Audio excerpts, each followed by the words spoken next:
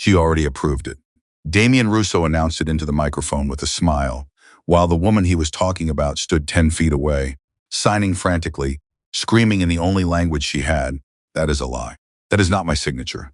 Someone stop him." No interpreter. No one watching. 300 guests in a five-star ballroom, and every single one of them chose to look away from a deaf woman whose identity was being stolen in front of them, until a waitress who was 43 days behind on rent looked directly at her and asked the one question nobody else had bothered to ask all night: "What do you want?" Before we go further, subscribe and drop your city below. I want to see exactly how far this story reaches. The night Damian Russo decided to steal Isabella Romano's voice, he did it in front of 300 witnesses, and not one of them noticed. That was the thing about power. Real power didn't shout. It didn't threaten. It just quietly rearranged the truth while everyone was busy admiring the chandeliers. The Hawthorne Hotel's grand ballroom was the kind of room that made ordinary people feel small on purpose. 40-foot ceilings draped in cream and gold. Orchids on every table, flown in from somewhere that cost more than most people earned in a month. A string quartet in the corner playing Vivaldi just soft enough that you had to lean in close to talk, which meant everyone was always leaning in close to someone, always performing intimacy they didn't quite feel. Vincent Romano stood near the main stage in a charcoal suit that probably cost more than Grace Miller's rent for 6 months. He was 39 years old, broad-shouldered, with dark eyes that had the particular stillness of a man who had learned very young. That stillness was more frightening than rage. People called him a feared underworld figure in careful newspaper language that meant something much plainer on the streets of Chicago. But tonight, Vincent Romano was a philanthropist, a son honoring his family's legacy, a brother proud of his sister's extraordinary talent. He believed every word of it. That was the tragedy. Vincent Romano loved his sister. He just loved her the wrong way. Isabella Romano was 28, and she had designed the entire renovation of the Romano family's historic Harbor Light Art Center. Every structural element, every accessibility feature, every carefully considered detail in a building that served the working-class families of Bridgeport. She had spent 2 years on that project. She knew its measurements the way she knew her own heartbeat. And tonight was supposed to be her night.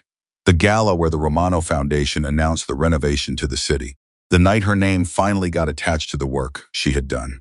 She stood near the edge of the ballroom in an emerald gown that made her look like she had walked out of a painting, and absolutely nobody was talking to her. Men in expensive suits approached her brother and congratulated him on the foundation's vision. Women in expensive jewelry asked Vincent about his sister's little project, as though architecture were a hobby, like knitting or watercolor painting. A city alderman clapped Vincent on the shoulder and said, "Your family's always been good for this neighborhood." And Vincent smiled and thanked him. And Isabella stood 3 feet away and watched it happen. And her expression was the particular carefully controlled expression of someone who had spent their entire life watching the world talk around them. She was deaf, had been since. She read lips with the precision of a woman who had survived decades of people, assuming lip reading was some kind of lesser substitution for language rather than a complex and exhausting skill she had mastered through years of focused effort. She communicated in American Sign Language fluid, fast, expressive, and she was brilliant at it. Her hands told entire novels in 30 seconds. If you knew how to watch, she was the most articulate person in any room. The problem was that most people in this room didn't know how to watch, and didn't particularly want to learn. The foundation had arranged for a professional interpreter to be present, a certified, experienced interpreter who would have given Isabella full access to every conversation, every announcement, every exchange at this gala that was supposedly celebrating her work. That interpreter had called in sick at 4 in the afternoon, and the backup had a family emergency. And somehow, in all the chaos of setting up orchids and arranging the seating chart for 300 guests, nobody had found a replacement. Vincent knew. He had patted Isabella's arm and told her it would be fine, that he would make sure she was included in everything, that he spoke for her so often it was practically the same thing. She had looked at him for a long moment. Then she had walked away and stood by the window and watched the city lights come on over Lake Michigan, and her brother hadn't noticed the specific quality of her silence because he never had. Damian Russo, 44, handsome in the polished way of men who curated their appearance carefully, and he was the Romano Foundation's treasurer, cousin by marriage, trusted. Implicitly, he had a way of smiling that looked like warmth and functioned like a lock being turned. He spent the first hour of the gala working the room with the patience of someone who had a specific purpose in mind and enough experience to hide it. Grace Miller had been working the room too, but with a tray of champagne glasses and the specific, focused attention of someone who needed this job and knew how precarious that need made everything. She was 25.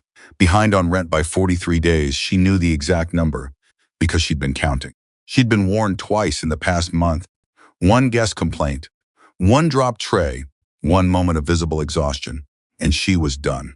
The catering company had a list of people waiting to take her place.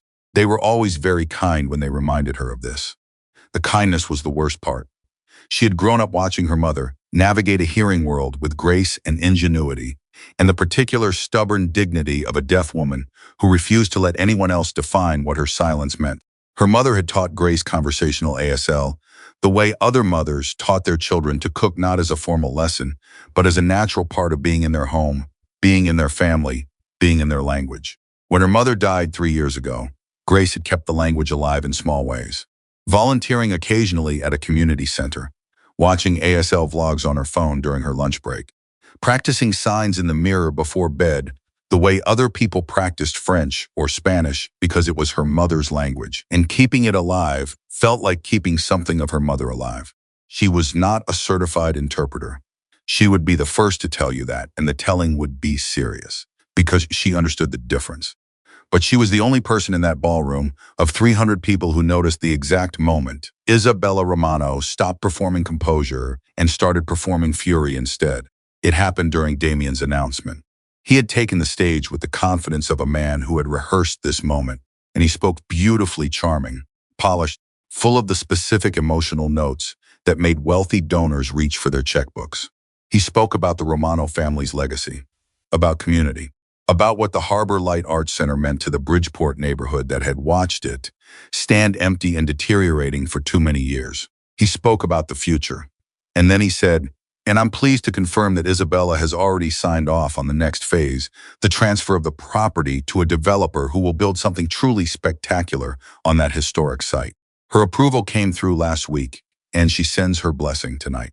The applause started almost immediately. Warm, generous applause. The sound of 300 people being relieved that things were moving forward, that decisions had been made, that the future was already arranged. Isabella's hands started moving before the applause finished. She was standing at the edge of the stage, and her signs were fast too fast. Probably for anyone to follow, even if they'd known the language, and her face carried the particular expression of someone who has been told a lie about themselves in public and is fighting every instinct not to break apart completely. She was saying, "No, that is not true. I never signed anything. I never approved anything. That is a lie. That is my name attached to a lie, and I need someone to say that. I need someone to say that right now." Vincent saw her hands moving.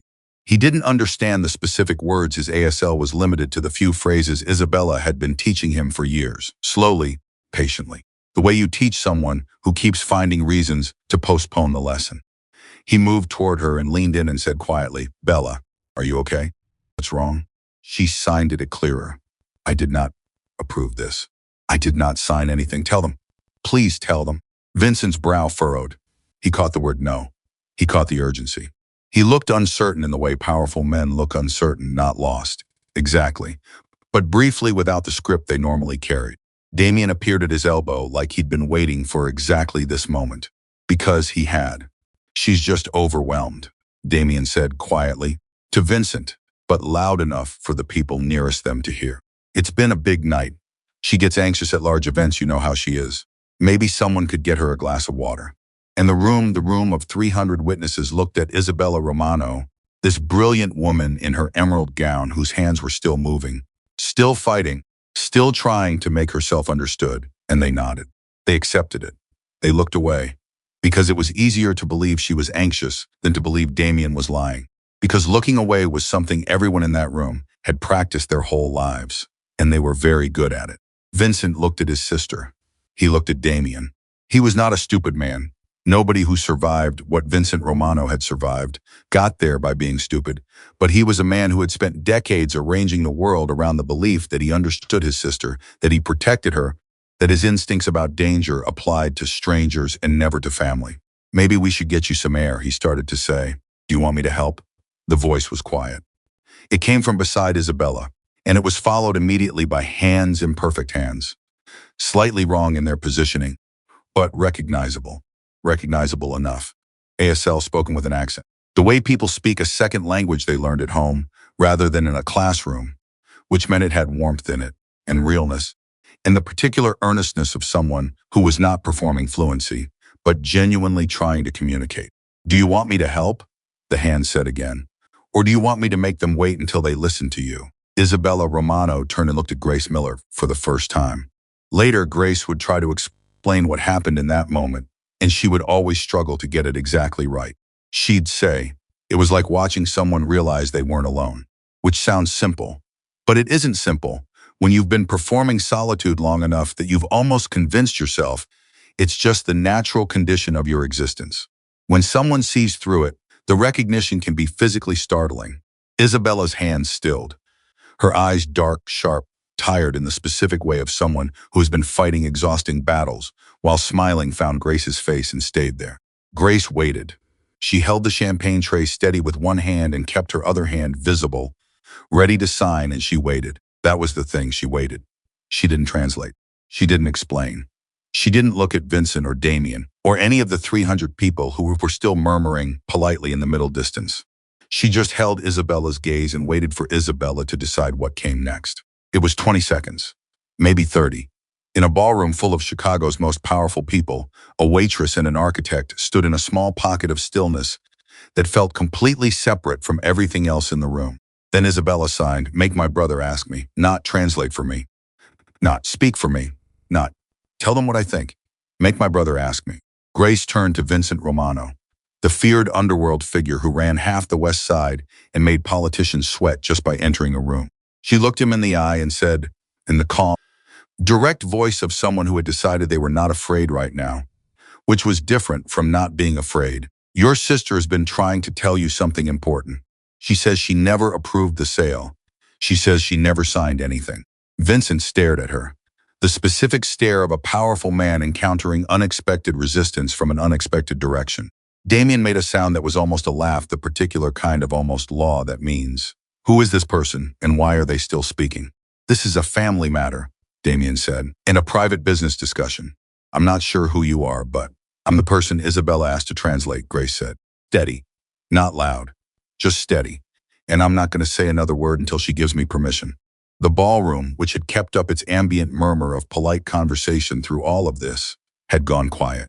Not all at once, gradually, the way a room quiets when it senses something real is happening, something that can't be disguised as part of the evening's program. 300 people were listening. Damian kept his voice smooth. Isabella, sweetheart, I think there's been a misunderstanding about the timeline. The approval was standard procedure. We talked about the phased approach last month, remember? You were very much in agreement. He was talking to her, but he was talking to her in the way people talked at a deaf person when they were confident the deaf person couldn't fully track what was being said quickly, with lots of reassuring filler words designed to create the impression of a conversation rather than the substance of one. Isabella's hands moved. Grace watched, translating in her head, making sure she had it right before she opened her mouth. Then she said, Isabella says, if she approved it, show her the contract with her wet signature. Show her the meeting minutes where she was present and consented. Show her the email she sent from her own device, using her own account. Electronic signatures are legally, she also says, Grace continued, because Isabella's hands hadn't stopped, that she has never once in 3 years been present at a foundation board meeting where a certified interpreter was present. So she would like to understand how exactly you reached her consent. The silence in the room changed quality. It got heavier. Vincent Romano had gone very still.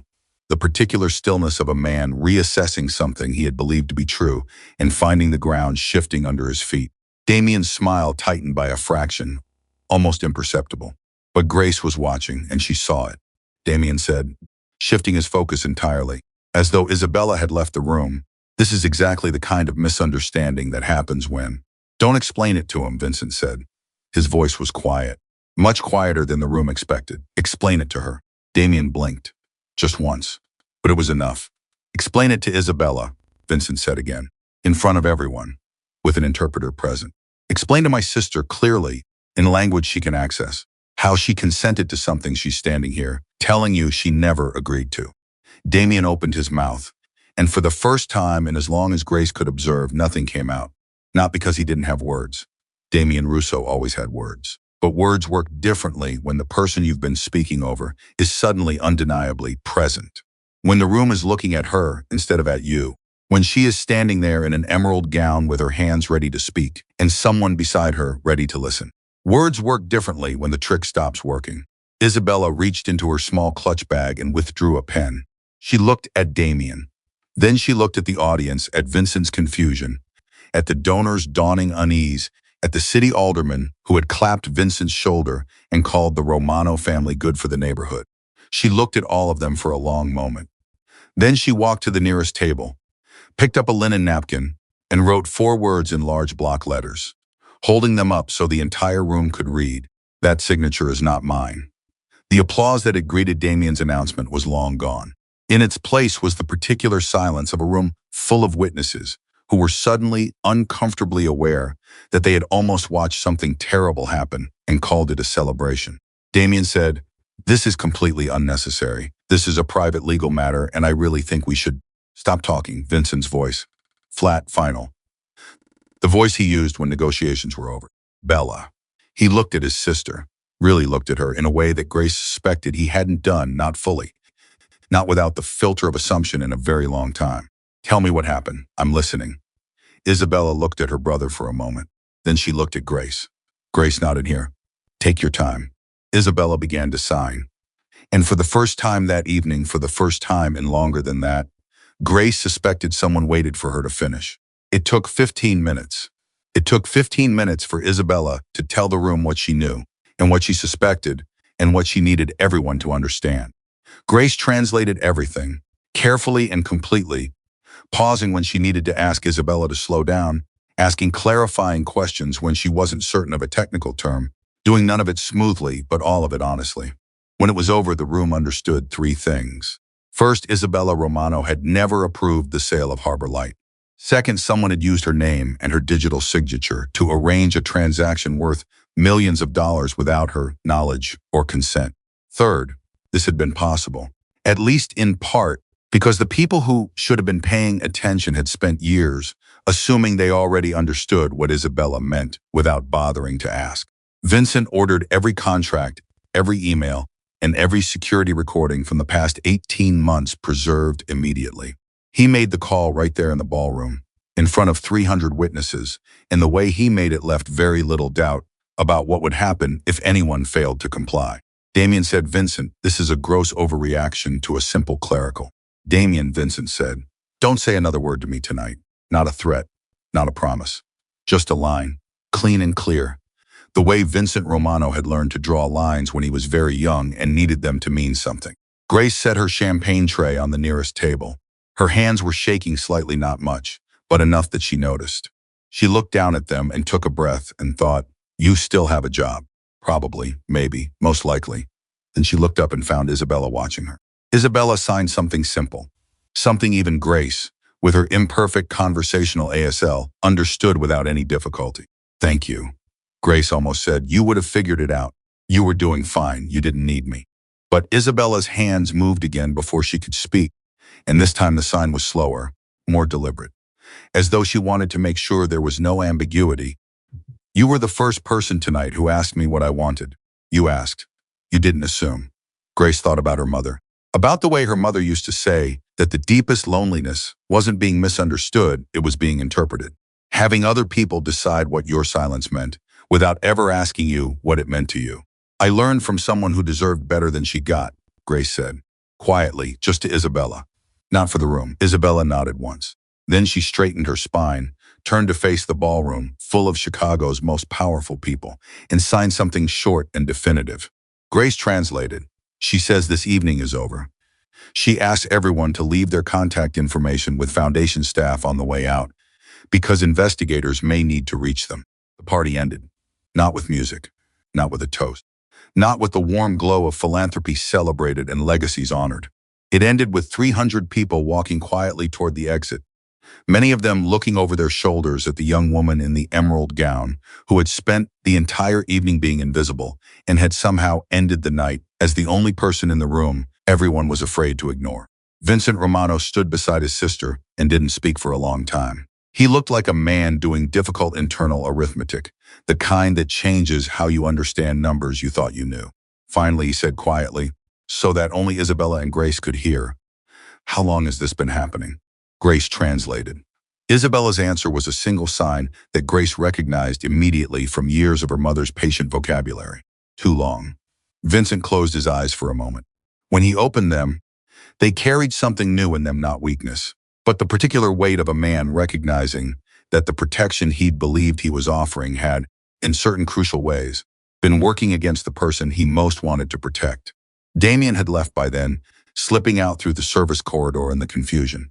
The Foundation's security team had his contact information. The recordings were being preserved. The legal machinery was beginning its slow, grinding turn. But none of that was what Grace was thinking about as she finally retrieved her tray and walked toward the catering station, trying to remember which of her joints hurt the least after 6 hours on her feet. She was thinking about the moment Isabella had stopped her, the quiet command of it, the precision. Make my brother ask me, not speak for me, not fix this for me. Make him ask. As though Isabella had known, even in that moment of crisis, exactly what kind of help she needed. As though she had been waiting all evening, maybe all her life, for someone to offer help that included a question rather than assuming an answer. Outside, through the tall ballroom windows, Chicago's lights spread across the dark water of the lake. The city carried on, indifferent and beautiful the way cities do. Inside, a poor waitress who could barely make rent and a deaf architect who had spent years being answered for stood in the wreckage of a celebration that had been a theft in progress and understood, without needing to say it, that something had shifted tonight that was not going to shift back. Damian Russo was not in custody.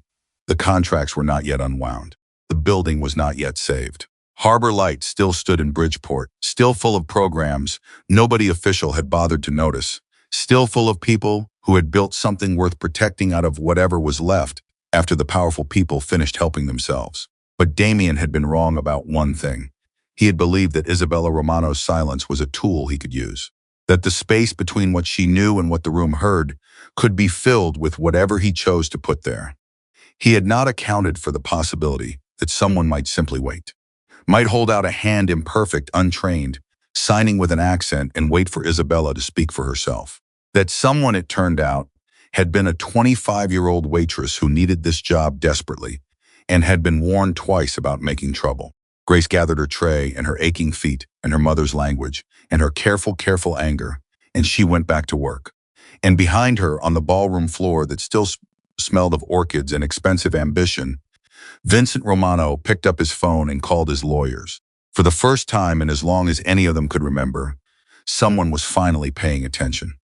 And Damian Russo, who had built an entire fraud on the certainty that no one would have no idea yet how much that was going to cost him.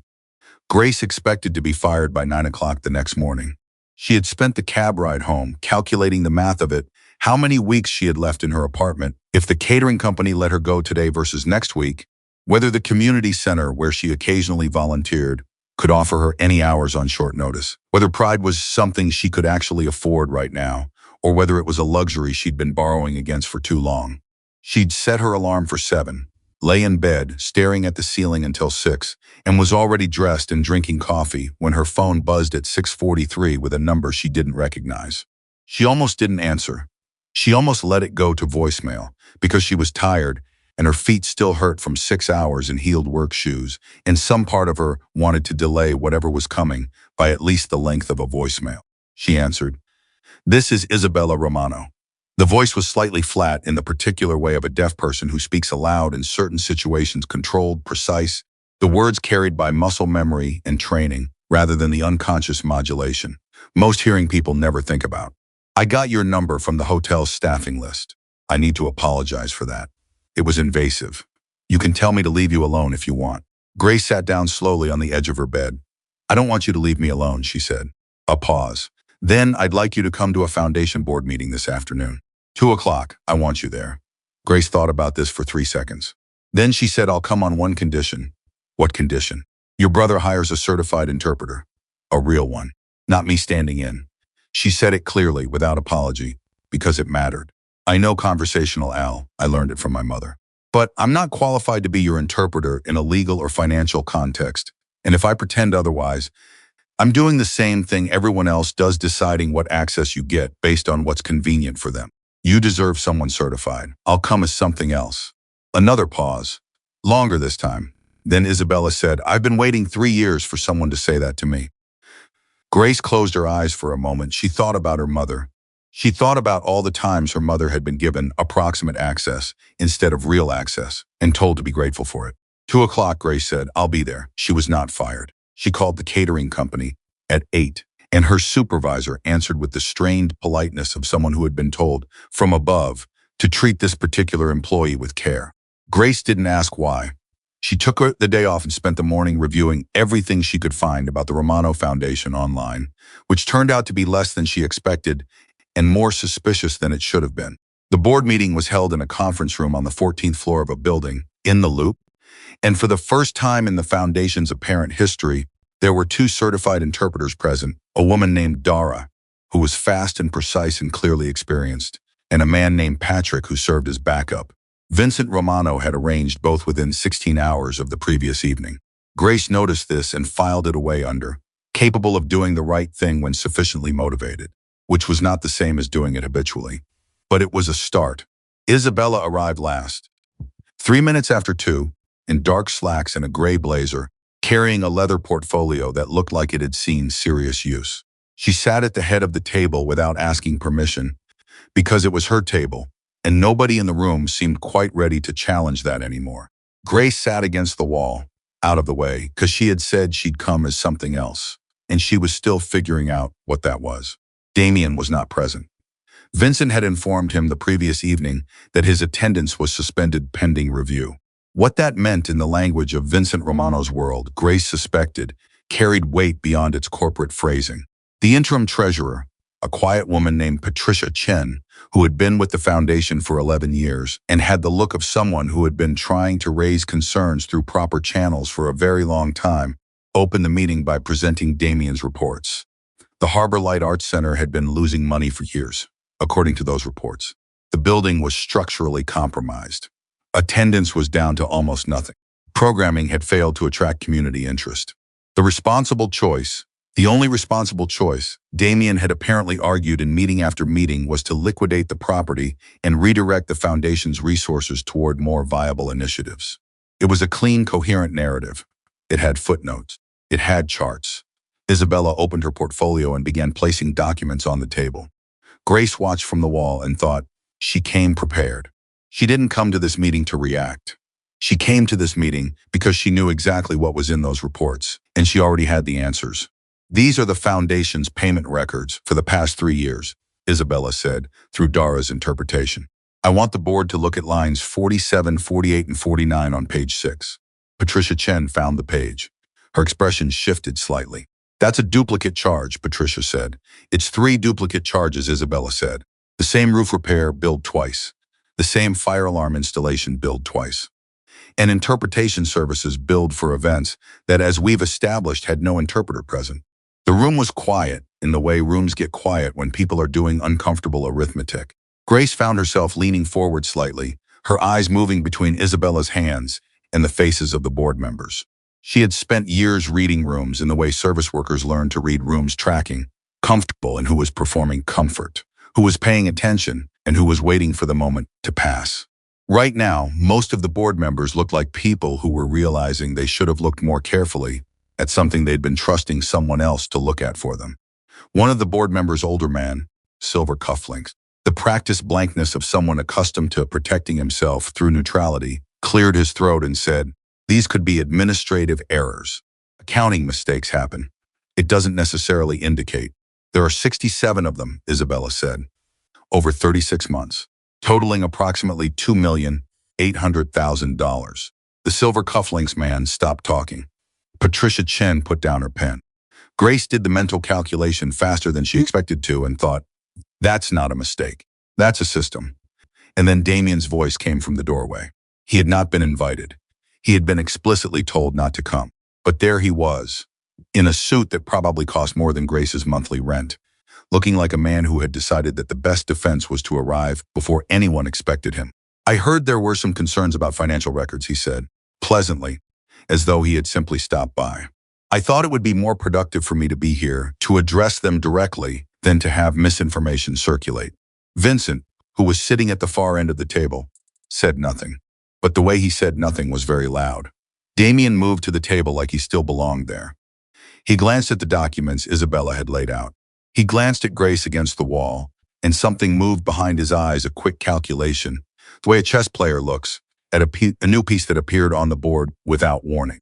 Isabella, he said warmly, the way you'd speak to a child who'd gotten into something they didn't understand. These are financial records from an incredibly complex operational structure.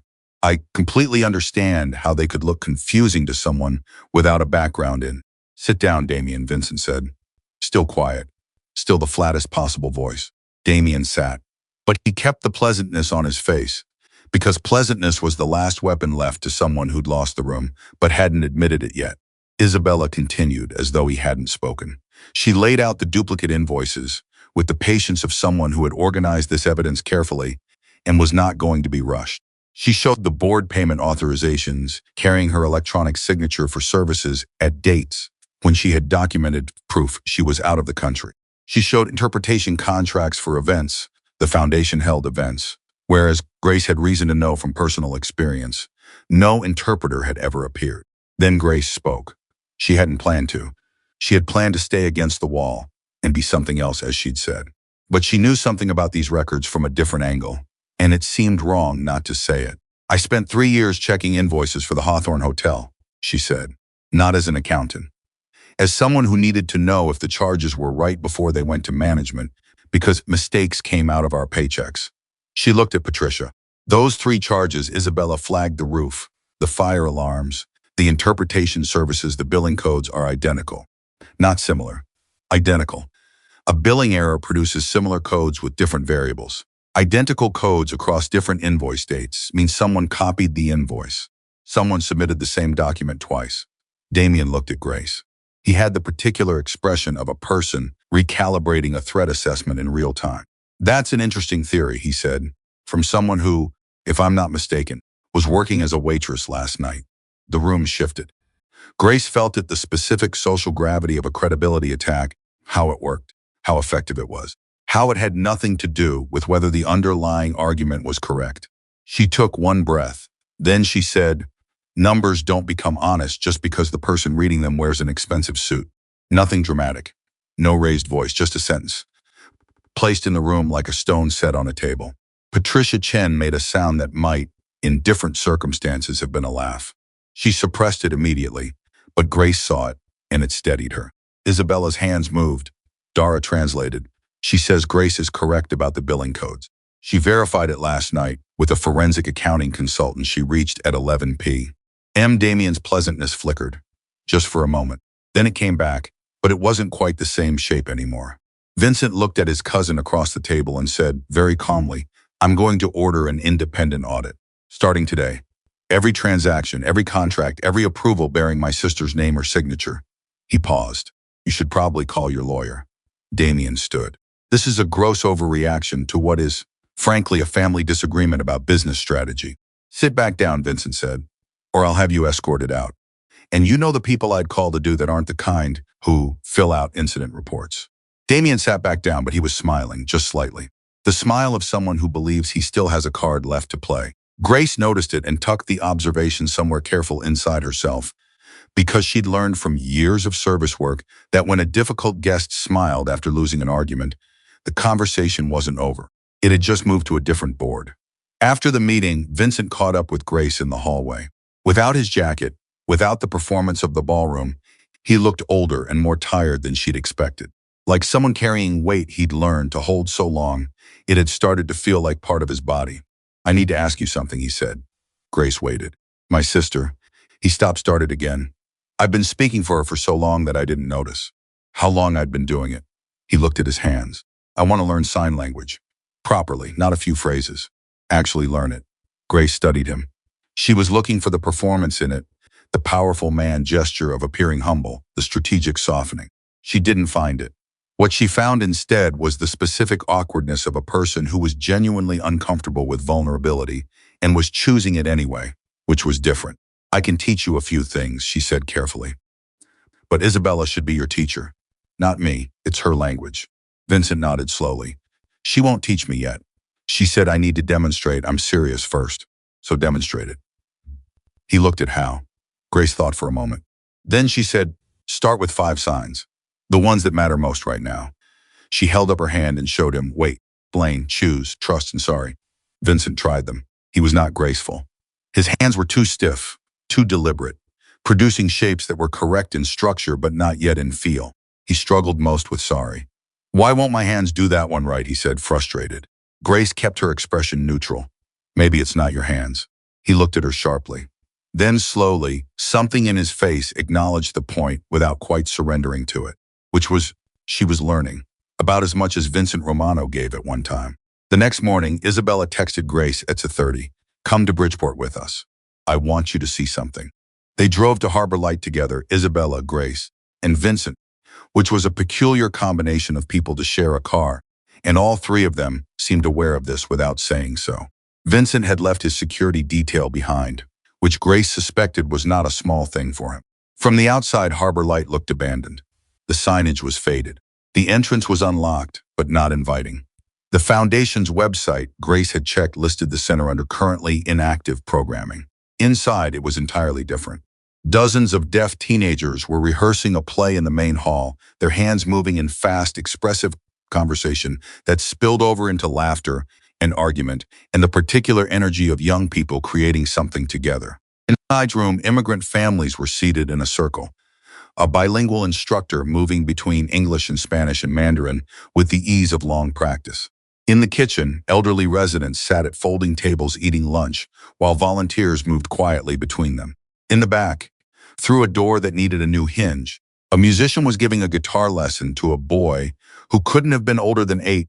Both of them bent over the instrument with total concentration.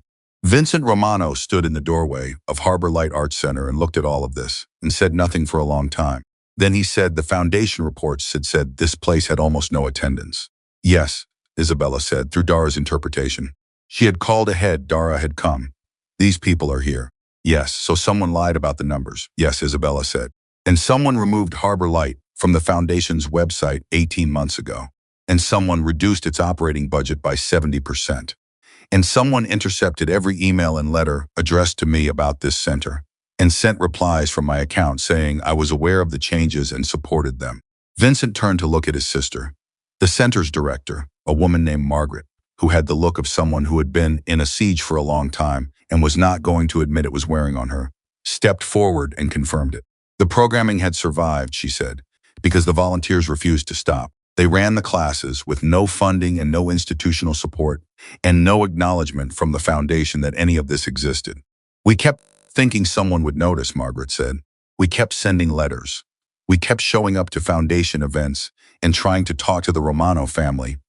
She looked at Vincent with the particular expression of someone choosing their words carefully. We were always redirected. Vincent's jaw was tight. To who? To Mr. Russo. Always to Mr. Russo. He told us you were aware, said one of the volunteers, a retired teacher named Francis who had been running the English classes for 2 years on his own time. He told us this was a transition period, and the Romano family had reviewed the situation and decided to reduce operations. He was Francis paused, looking for the right word. He was very convincing. He knew exactly how to say things so that pushing back felt rude. Vincent said, I want to take Damian in tonight. I want this handled. Isabella's hands moved before Dara could begin interpreting because she'd seen her brother's expression and she knew exactly what he was going to say and she was already answering. Dara translated, she says no. She says this is not your decision. Vincent looked at his sister Bella. She says you don't get to decide how your response to his crime affects her case. That is her case. Her name is on every forged document. Her signature was stolen. Her access was cut off. She will tell you what she needs. Dara's voice was carefully neutral as she translated, but Grace noticed that even Dara was leaning slightly forward. She needs evidence. She needs witnesses, and she needs to expose him in a room where no one can pretend they misunderstood her. So she needs you to wait. Vincent's hands, Grace noticed, had made a shape at his sides, unconsciously. The shape of wrong. Still, but closer than it had been yesterday. He didn't say anything, he just nodded. Grace watched this and thought, he's learning. Slowly and imperfectly, and with the specific resistance of a man who has never been taught that love and control are not the same thing. But he's learning. The audit began that afternoon. Vincent's lawyers engaged an independent forensic accounting firm by 4 p.m. and by 6, 3 boxes of foundation records had been requested and preserved. Vincent did this without consulting Damian, without issuing a warning, without the kind of dramatic confrontation that would have made a good story but potentially compromised the legal process. He did it efficiently and quietly, which was, Grace was beginning to understand how Vincent Romano did most things. That evening, Grace was back at her apartment, eating cereal because she hadn't had time to go to the grocery store and wasn't sure she had the mental energy to cook even if she had, when her phone buzzed with an unknown number. She answered without thinking, still tired from the day. The voice on the other end was low and male and careful. It said, "You should stop helping the Romano family. This isn't your business. There are people who would appreciate it if you understood that, including the people who manage the lease on the East Side Community Center." The call ended before she could respond. Grace sat with her cereal getting soggy and her heart doing something she didn't enjoy in her chest, and she thought about the East Side Community Center, which ran a deaf outreach program that her mother had attended every week for the last 4 years of her life, and which was operated by a nonprofit that depended heavily on private funding, and which she was now understanding someone had just casually mentioned as leverage. She thought about calling Vincent. She thought about calling Isabella. She thought about calling nobody. Handling this herself the way she handled everything herself, not because she was proud of independence, but because independence was what you had when you didn't have money or connections. Then she thought about her mother, and she thought about Harbor Light, and she picked up her phone and called Isabella. Isabella answered in 4 seconds. "Someone just called me," Grace said. "They told me to stop helping. They mentioned the East Side Community Center's lease." A pause that was not silence. It was the specific quality of someone thinking very fast. Then Isabella said, "Are you safe right now?" "Yes. I'm home." "Okay. Tell me everything they said." "Exactly." Grace told her. Then she said, "I'm not backing down. I want you to know that. But I thought you should know it happened." "I know," Isabella said. And then quieter, "I knew this would get harder. I didn't know it would come for you." "It was going to," Grace said. "People like Damian always go after whoever they think matters least. They assume people like me are easy to scare." She paused. "They're usually right about other people. They're wrong about me." After she hung up, she sat in her apartment in the quiet, and she let herself be afraid for exactly 4 minutes. She had learned this from years of tight money, and difficult situations give the fear its time, because it was information, and information was useful. Then put it somewhere and move. She didn't call Vincent. She didn't ask for help before she'd figured out what kind of help she needed. At 10:30 that night, Vincent Romano called her. "I heard what happened," he said. "I've arranged protection for you." "No, you haven't," Grace said. A pause. "Grace, you called me to tell me what you've already arranged. You didn't ask me what I wanted." She said it evenly. Not angry, exactly, just clear. "You're learning my language, Vincent, but you still haven't learned to ask." The silence that followed was the particular silence of a powerful man understanding that he has made the same mistake in a new context, and being surprised to find it matters just as much as the first time. "I'm sorry," he said. And the words carried weight, which was different from the sign that he still wasn't quite getting right. "What do you want?" he asked. It was the question he should have started with. Grace recognized the effort of it for a man who was accustomed to starting every interaction by offering a solution. "I want discreet protection for the East Side Community Center," she said. "Not for me, for the center. Whatever it takes to make sure that lease isn't touched." She paused. "And I want to know the minute the forensic audit finds anything." "Done," Vincent said. "And Grace?" "What?" "The way you handled tonight. The call. Calling Isabella first instead of me." He stopped as though the next words cost something. "That was right. You understood something I'm still working on." Grace didn't say anything for a moment. "Then go practice that sign." "Which one?" "You know which one." She heard something that might in another person have been a laugh. In Vincent Romano, it was quieter than that, but it was there. The forensic audit's first report came back 4 days later, and it uncovered something that changed the shape of everything they thought they understood about Damian's operation. Patricia Chen called Grace directly, which was itself a notable thing, and said, There's a shell company, Lakefront Access Solutions. It's been billing the foundation for 3 years. Grace sat very still. For what interpretation services? Visual alarms installation. Construction consulting. Patricia's voice was steady. The voice of someone who had learned to keep emotion out of her professional tone, but was finding the lessons tested right now. None of it was ever delivered. The interpreters in the invoices don't exist. The alarm installations we pulled the building permits. There are no permits. The construction work billed at Harbor Light corresponds to repairs that were never made. The building wasn't fixed. The money was taken. And every single payment was approved by Isabella's electronic signature. Every single one, Grace repeated. Every single one. Over 3 years. We're still totaling, but we're looking at just over $3 million. Grace thought about the volunteers at Harbor Light, running free programs on their own time because the funding had disappeared. She thought about Margaret's expression. She thought about the boy with the guitar and the 8-year-old concentration on his face. She thought about what $3 million would have meant to that building. What it still could mean if they got it back.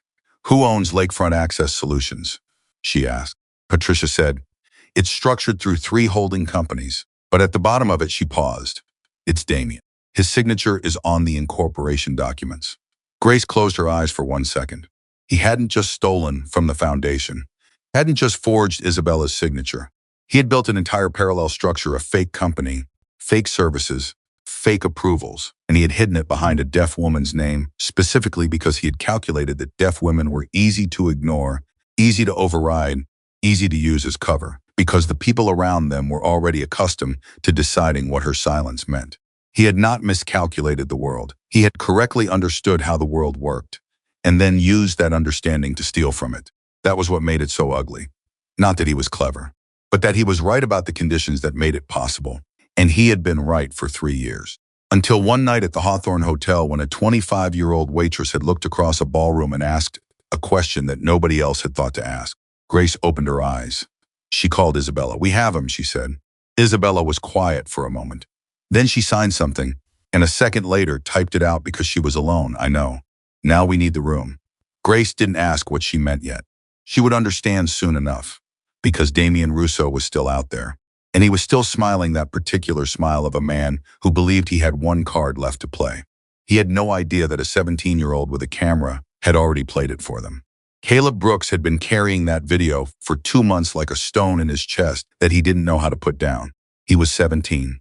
He had filmed documentaries about his neighborhood since he was 13 because seeing was the language he trusted most. And his camera was the way he made other people see what he saw.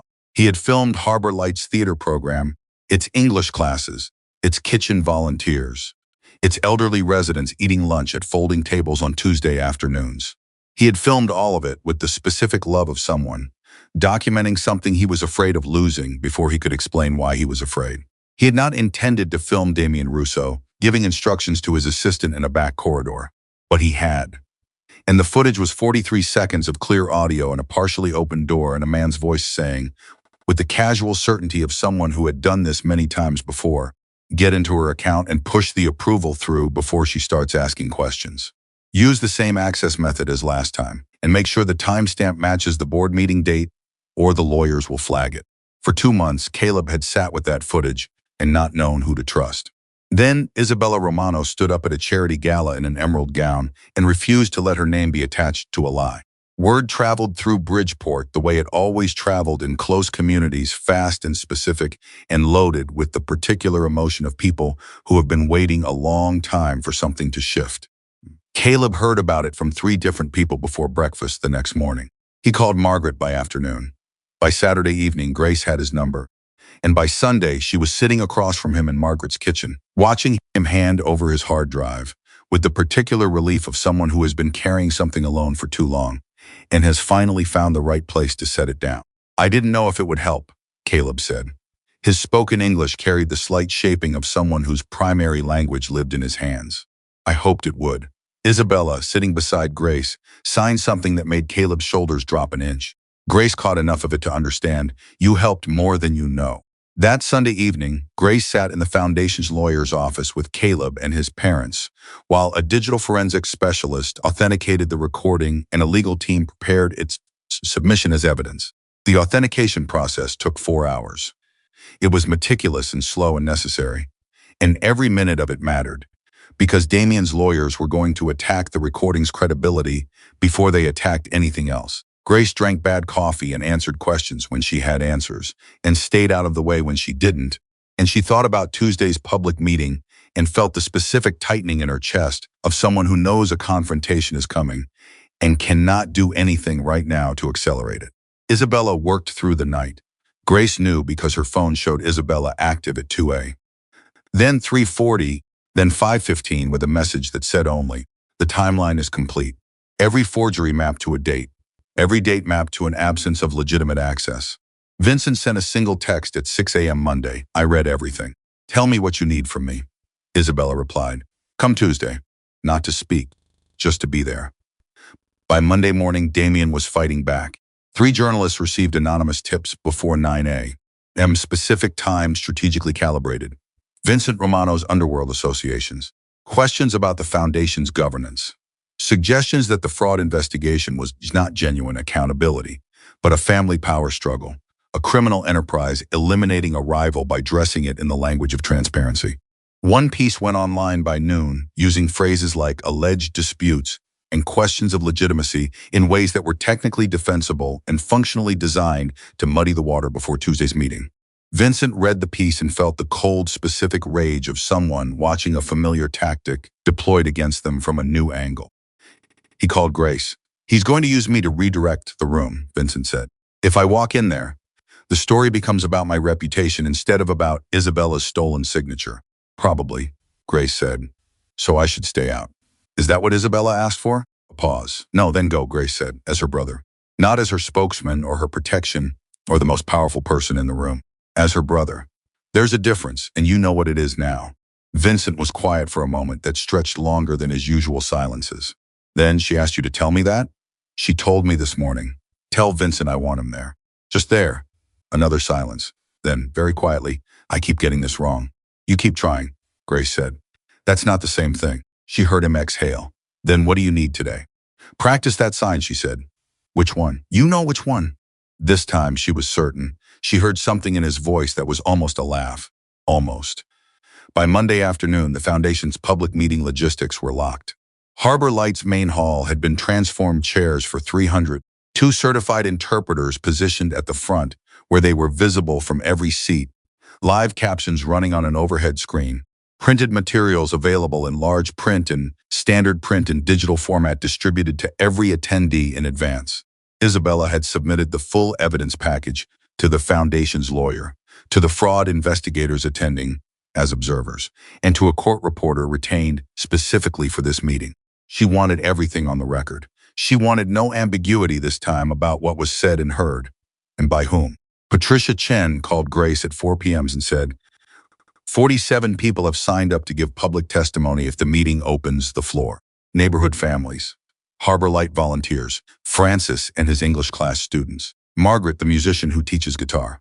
A pause. "Grace, I've been at this foundation for 11 years. I have never seen this neighborhood come out for anything." "They came out before," Grace said. Nobody was looking.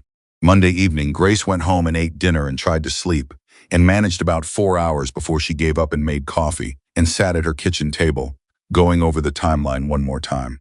Not because she didn't trust it, because the act of reviewing it was the only thing that felt like doing something when there was nothing left to do until tomorrow. She thought about her mother. About the English classes her mother had attended, not at Harbor Light, but at a center like it, a place where people who needed access to something were given it without being asked to explain why they deserved it. Her mother had never explained herself. She had walked in and taken her seat and learned what she came to learn and laughed with the people around her and walked out. And the only time she should ever express frustration, real frustration, the kind that sat behind her eyes for days, was when someone decided what she needed before asking. Grace thought, that is the whole story. That's all of it in one sentence. Stop deciding what people need before you ask. She fell asleep at the table and woke up with her cheek on the evidence time line and 40 minutes to get to Harbor Light. Tuesday morning, 12 minutes before the doors opened. For the public meeting, Damian Russo arrived. He was not supposed to be there. His foundation access had been suspended, his board position frozen pending investigation, and he had been specifically informed that his presence was not authorized. But the meeting was a public event, and Damian understood the difference between a space where he could be forcibly removed and a space where removing him would create exactly the spectacle he needed to redirect the room's attention. He wore the charcoal suit. He was smiling.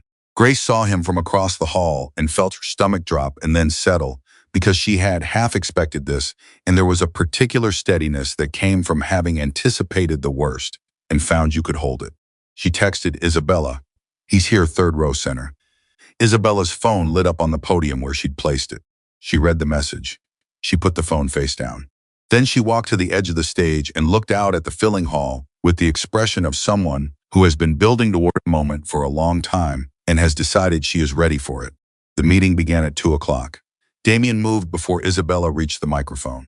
He stood from his third row seat and raised his voice to address the room, warm, reasonable, preemptive, and said that he wanted to offer some context before the foundation's presentation, that there had been some unfortunate mischaracterizations in recent days, that the Romano Foundation's operational decisions had always been made with Isabella's full participation, and Mr. Russo, Patricia Chen's voice from the foundation's table, was the steadiest thing in the room. "You are not authorized to represent this foundation at this event. Please sit down. As a founding board member, you are suspended from the board pending a federal fraud investigation. Sit down, or I will ask security to assist you." The room absorbed this. Damian's smile held. He sat. But the smile was a fraction tighter than it had been.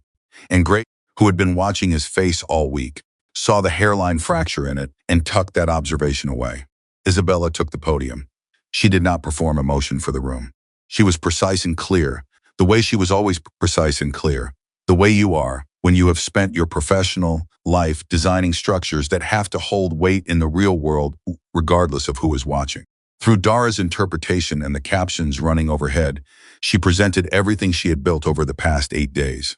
The duplicate invoices, each pair laid out in side-by-side columns, identical billing codes, identical amounts, different dates.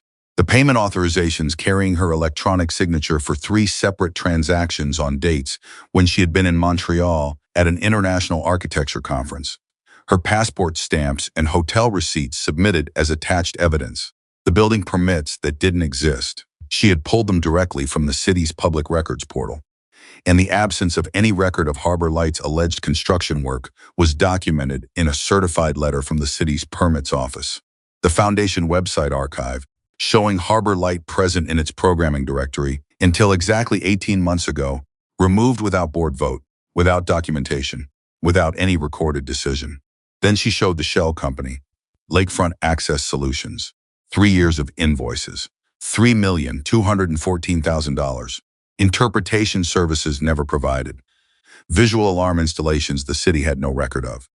Construction consulting for work that wasn't done on a building that wasn't fixed. Every payment approved by her electronic signature. She said, "I have never heard of this company. I have never authorized a payment to it. My signature appears on every transaction because someone accessed my account, using credentials obtained without my knowledge, and entered approvals on my behalf. Approvals that were then used to drain this foundation of $3 million meant for this community." She looked out at the room. "I want to be clear about why this was possible," she said. "Not to assign blame that belongs elsewhere, but because it matters. This fraud was possible because the people responsible for protecting this foundation had developed the habit over years of assuming they already knew what I thought without asking me. My silence was interpreted. My absence was filled in. My signature was available because my consent had never been required." She paused. Let the captions catch up.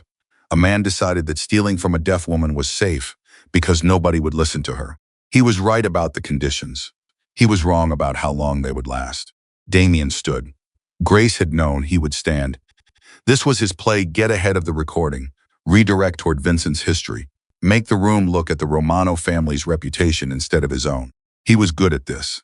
He had been good at this for 30 years, and Grace watched him stand and thought, he still believes he can win this room.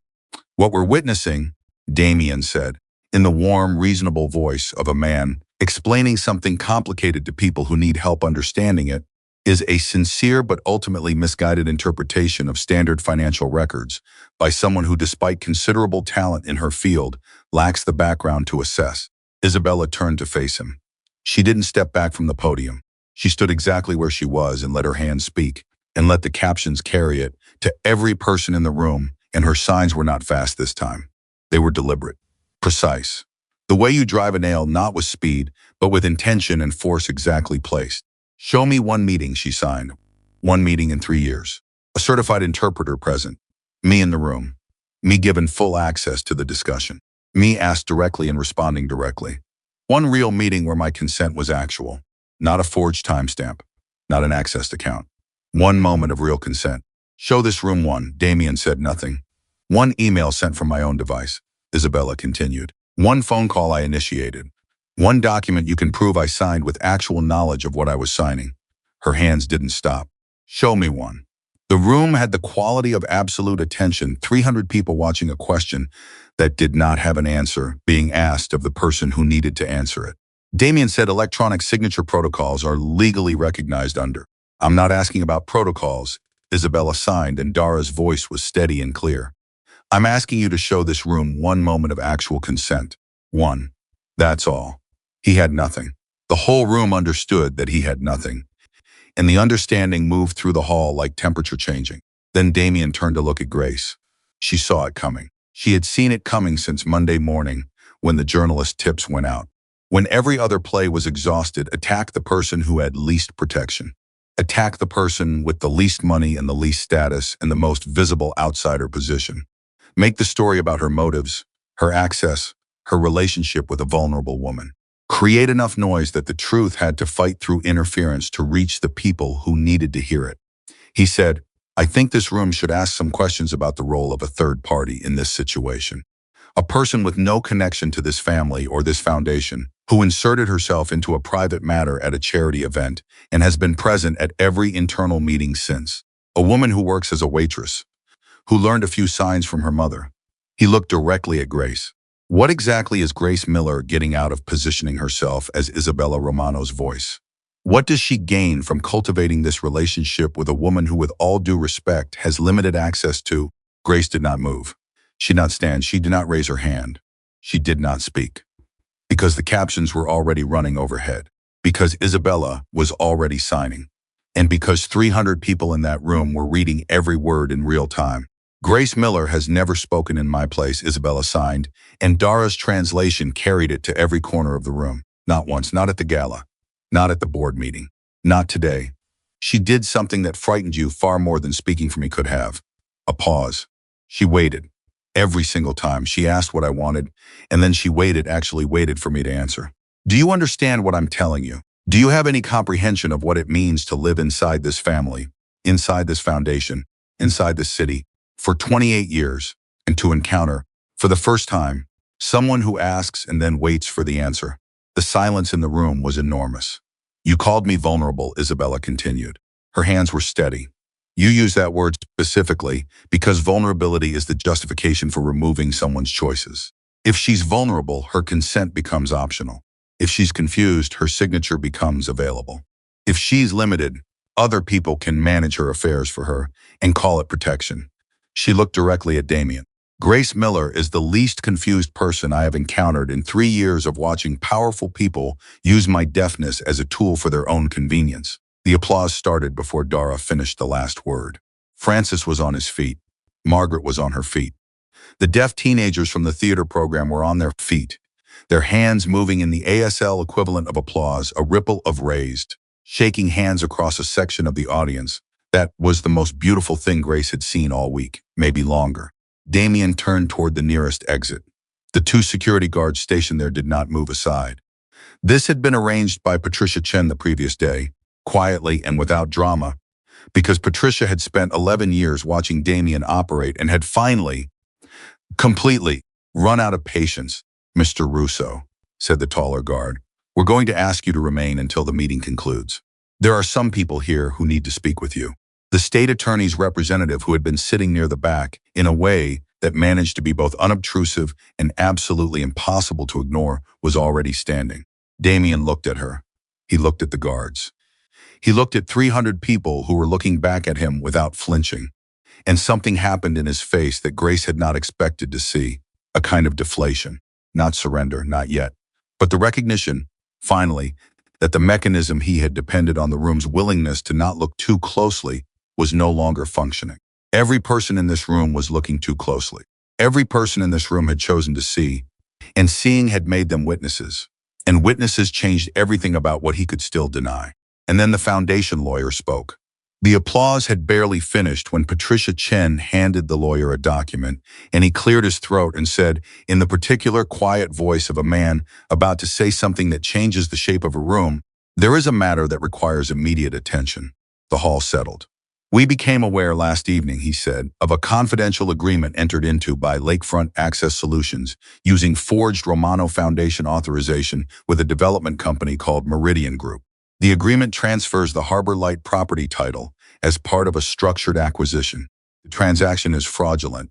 It is also, absent a court intervention, legally scheduled to complete." He set the document on the table. "The closing is at 9 o'clock tomorrow morning." The temperature in the room dropped. Grace felt it in her body before she processed it in her mind, the specific physical sensation of a situation transforming from serious to catastrophic, the space between two sentences. 12 hours. They had 12 hours before Harbor Light legally changed hands, potentially in a structure so convoluted that recovering it could take years of litigation while the building sat empty, and the programs died and the volunteers scattered, and Damian, wherever he ended up, watched it happen. She looked at Isabella. Isabella was already signing to Dara. Fast, decisive, no hesitation. "We file the injunction tonight. We have the recording. We have the access logs. We have the forensic report. We have the forged signatures mapped to confirmed absences. We have everything. We file tonight." Vincent stood. "I can make calls. I can have people." No, Isabella's sign was sharp enough that even people who didn't know ASL understood it was a no. "We do this the right way. We file the injunction and let the judge decide. We do not threaten anyone. We do not pressure anyone. We do not give Damian's lawyers anything to point at." Vincent sat back down. Grace watched him do it, the visible effort of a man choosing restraint over instinct, and thought, he's learning. Not perfectly, not without the cost of it showing on his face, but genuinely. "We need Caleb's recording authenticated and submitted as evidence before midnight," the lawyer said. "Caleb and his parents are already en route to my office." "The forensic accountant's full report?" Grace asked. "Signed this morning, ready to submit." "The access logs?" "Certified copy in hand." Patricia touched Grace's arm briefly and said quietly, close enough that it was just between them, she planned for this contingency. Isabella knew he had a final play. She didn't know its shape, but she planned for something. Grace looked across the hall at Isabella, who was already coordinating with her lawyer on her phone, already moving, already organizing the next 6 hours with the focused efficiency of someone who understood that building a case, like building a structure, required knowing not just how to raise it, but how to make it hold when something tried to bring it down. They left Harbor Light in 2 groups, the lawyers to prepare the filing, Isabella and Grace and Vincent to the foundation's office to finalize the evidence package. The drive took 11 minutes. Nobody talked for the first 8 of them. Then Vincent said from the front seat, the recording. "Does it hold up?" "The forensic specialist spent 4 hours on it Sunday," Grace said. "Chain of custody is clean. Authentication is clean. Audio is clear." "And Caleb?" Vincent looked in the rearview mirror, not at Grace, but at nothing specific. The look of a man doing math he doesn't entirely trust himself to do right. "He's 17. They'll go after his credibility. He's a 17-year-old documentary filmmaker with 2 years of published work, a film competition award, and the steadiest hands Grace had ever seen on someone his age," Grace said. "Let them go after his credibility. Let them explain to a judge why the kid who accidentally filmed your cousin giving instructions to commit fraud is the one whose story doesn't hold up." Vincent said nothing. Then, "Okay." At the foundation office, they spread everything across 2 conference tables. Grace organized invoices by date. Isabella compared architectural specifications in the forged construction reports against Harbor Light's actual structural records she had created herself as the building's architect and knew in the way she knew her own work. Vincent's legal team arranged the digital evidence in the submission format the court required. An assistant made coffee that nobody drank and sandwiches that nobody ate. At 9:40 p.m., Caleb arrived with his parents and his hard drive, and the same 17-year-old steadiness Grace had seen in Margaret's kitchen. He sat with the lawyer and answered every question clearly and without embellishment. And when the lawyer told him the recording was going in as primary evidence, Caleb nodded once and said, "Good. Should." His mother, a quiet woman named Diane who had driven Caleb to every Harbor Light rehearsal for 4 years, sat beside her son and didn't say much. But when Grace passed her a cup of water, Diane looked up and said, "He's been carrying this for months. I could see it. I didn't know what it was." A pause. "Thank you for giving him somewhere to put it down." Grace thought about her own mother, about the weight of things carried alone because there was no one you trusted enough to share them with, about what it cost and what it freed when you finally found the right hands to pass something to. At 11:17 p.m., the filing was complete. The emergency injunction request went to the duty judge at 11:22. It included the forensic accountant's certified report, the digital access logs, the authenticated recording, the forged signature documentation, the building permits that didn't exist, the travel records, and a 47-page timeline that Isabella had built over 8 days of 18-hour work, and which documented in exhaustive and undeniable detail every transaction, every act, every forged approval, and the specific human cost of each one. They waited. Grace sat in a chair in the foundation conference room and thought about what it meant to wait. She had been waiting her whole life for various things, for enough money to stop counting, for someone to notice what she was capable of, for the world to stop treating people like her mother as problems to be managed rather than people to be heard. Waiting was not passive. Waiting was the thing you did while everything else was in motion, while evidence was being reviewed by a judge at 11:30 at night, while $3 million in a community center and years of volunteer labor, in the language of a dead woman, Grace, still loved every single day, hung in a balance that the next few hours would determine. At 12:49 a.m., the judge's clerk called. The injunction was granted. The Harbor Light property transfer was frozen, pending a full hearing. Meridian Development Group's 9 a.m. closing was halted. Damian Russo's authority over any Romano Foundation asset was suspended by court order effective immediately, with a referral to the Federal Fraud Investigation Unit already underway. The room did not erupt. There was no dramatic release of tension, no tears, no shouts. What happened instead was quieter and more real than that. Isabella put her phone down on the conference table. She sat very still for a moment. Then she looked at Grace across the room, and Grace looked back at her. And something passed between them that didn't have a sign or a word for it. Just the specific recognition of two people who had fought very hard for something that mattered and had not lost. Vincent said into the quiet, "It's done." "Not done," Isabella said. Through Dara, who had stayed all night.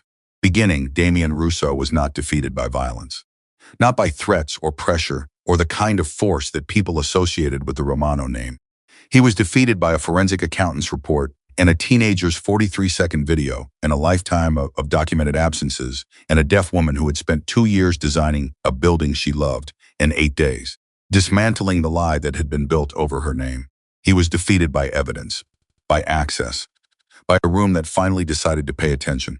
And at 1:07 in the morning in the conference room of the Romano Foundation, while the city of Chicago went about its indifferent and beautiful night outside, Grace Miller sat with her mother's language in her hands and thought about everything it had cost to get here and everything that still remained to be built.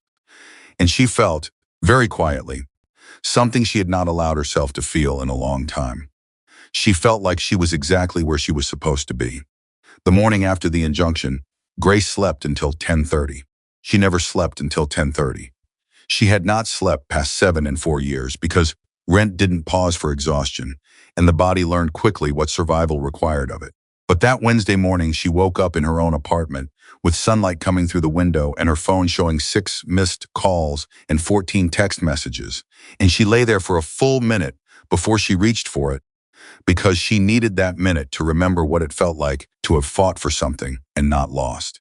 The first text was from Isabella, sent at 7:42 a.m. The board is meeting at noon. I need you there. Not as a translator, as yourself. The second was from Patricia Chen. Federal investigators arrived at Foundation headquarters at 8 this morning. Damian surrendered his financial records voluntarily through his lawyer. His lawyer is apparently already negotiating. The third was from Vincent. It said only thank you. Then 3 minutes later, a second message. I practiced the sign. I think I have it now. Grace sat up, read that twice, and smiled in the way you smile when something small is actually not small at all. She showered, made coffee, and took the train to the Loop.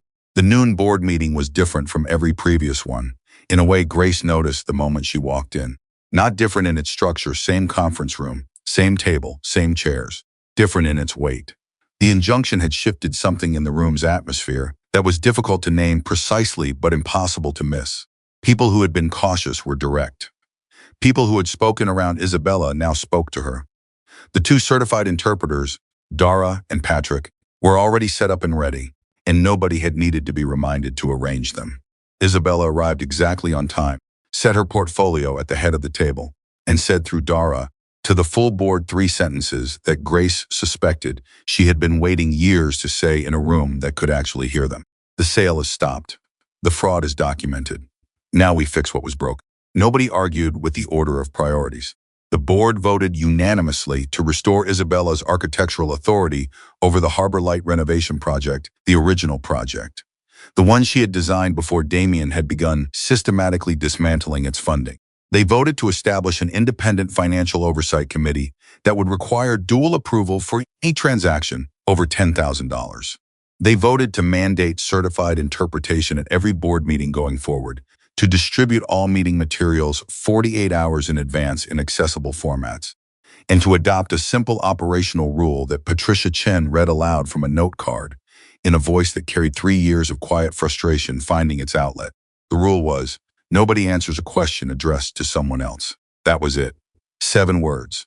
The simplest possible articulation of something that should have been obvious and had somehow not been, for years, in a room full of educated and ostensibly well-intentioned people.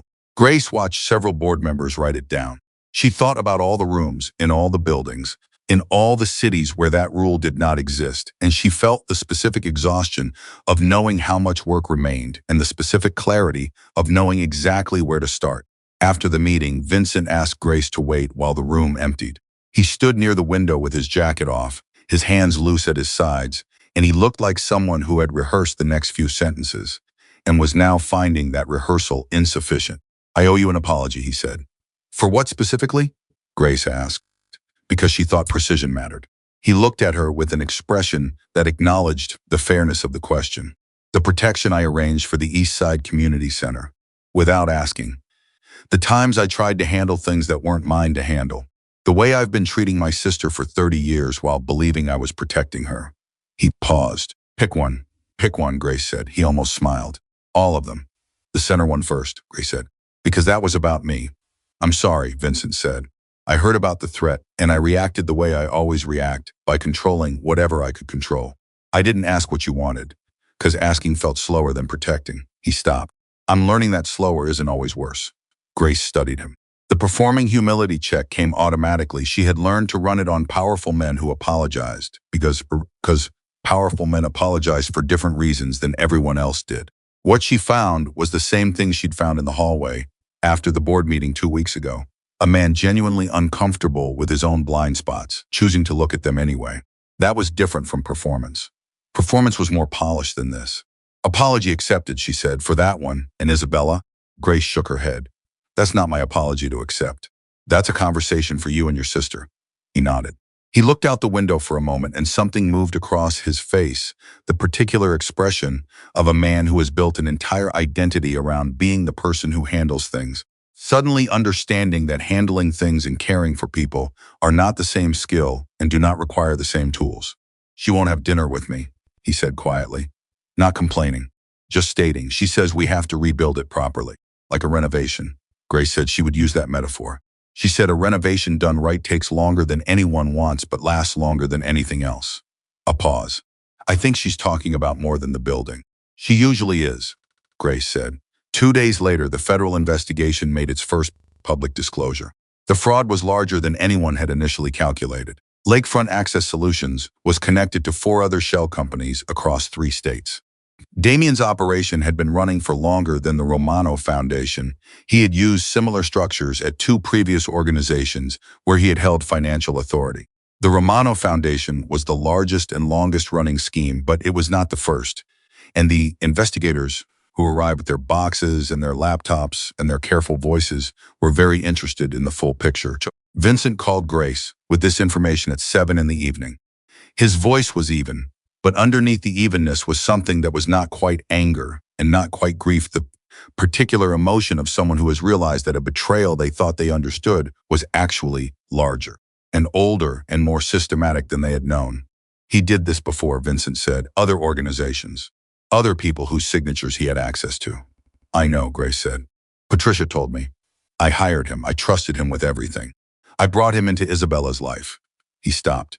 If I had asked her, if I had given her real access to these decisions from the beginning.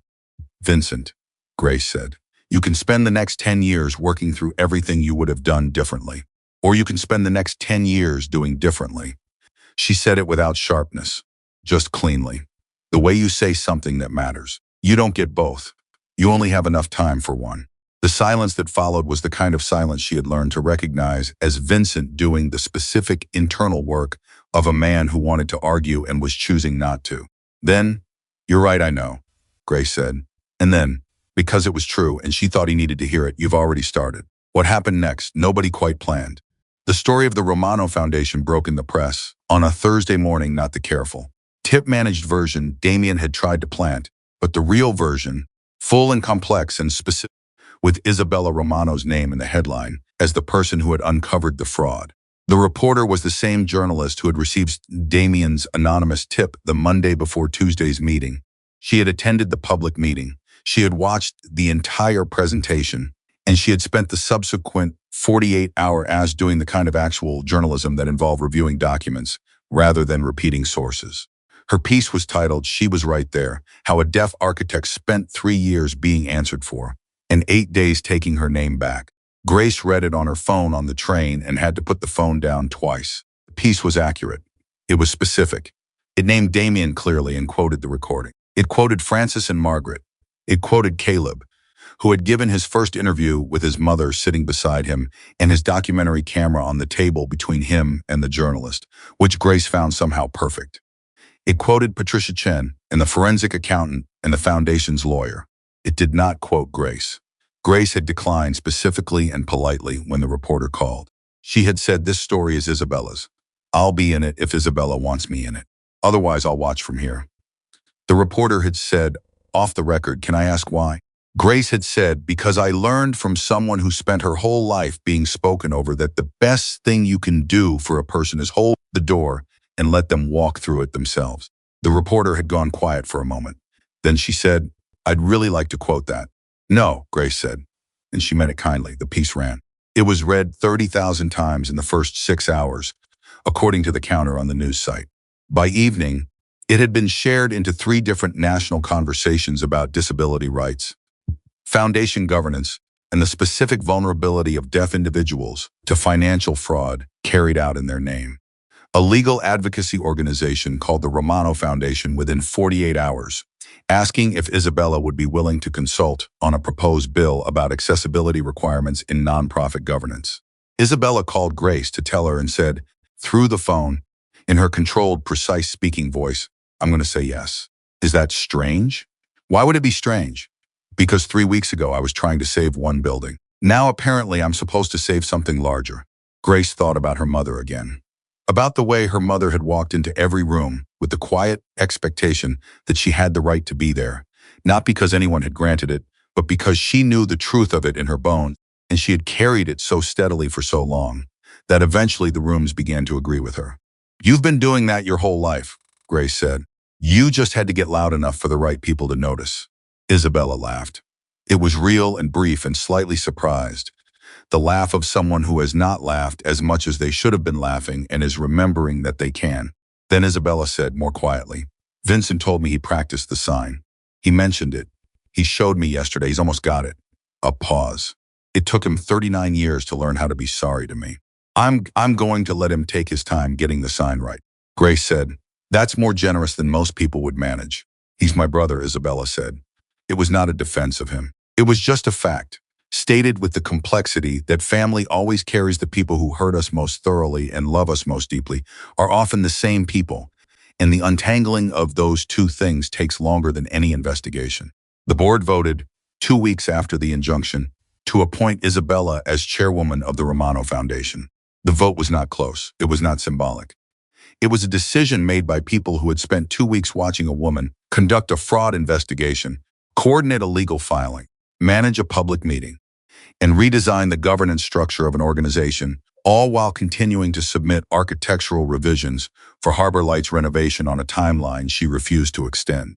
Isabella accepted the position with two conditions, stated plainly in the meeting, and entered into the official minutes by the court reporter she still insisted on retaining. First, every meeting would have certified interpretation, live caption, and advanced materials distributed 48 hours prior. This was non-negotiable, permanent, and would be written into the foundation's bylaws. Second, she would design the new governance structure herself. No outside consultant. No board committee, her. Nobody objected to either condition. Grace, sitting against the wall in her increasingly familiar position, as someone who was something other than a translator, thought, this is what it looks like when the room finally understands what it lost by not listening sooner. It looks like people getting out of the way. The investigation into Damian expanded through October and into November. 7 contractors were implicated in the construction fraud. 2 of them cooperated with federal investigators immediately. 3 others retained lawyers and went quiet.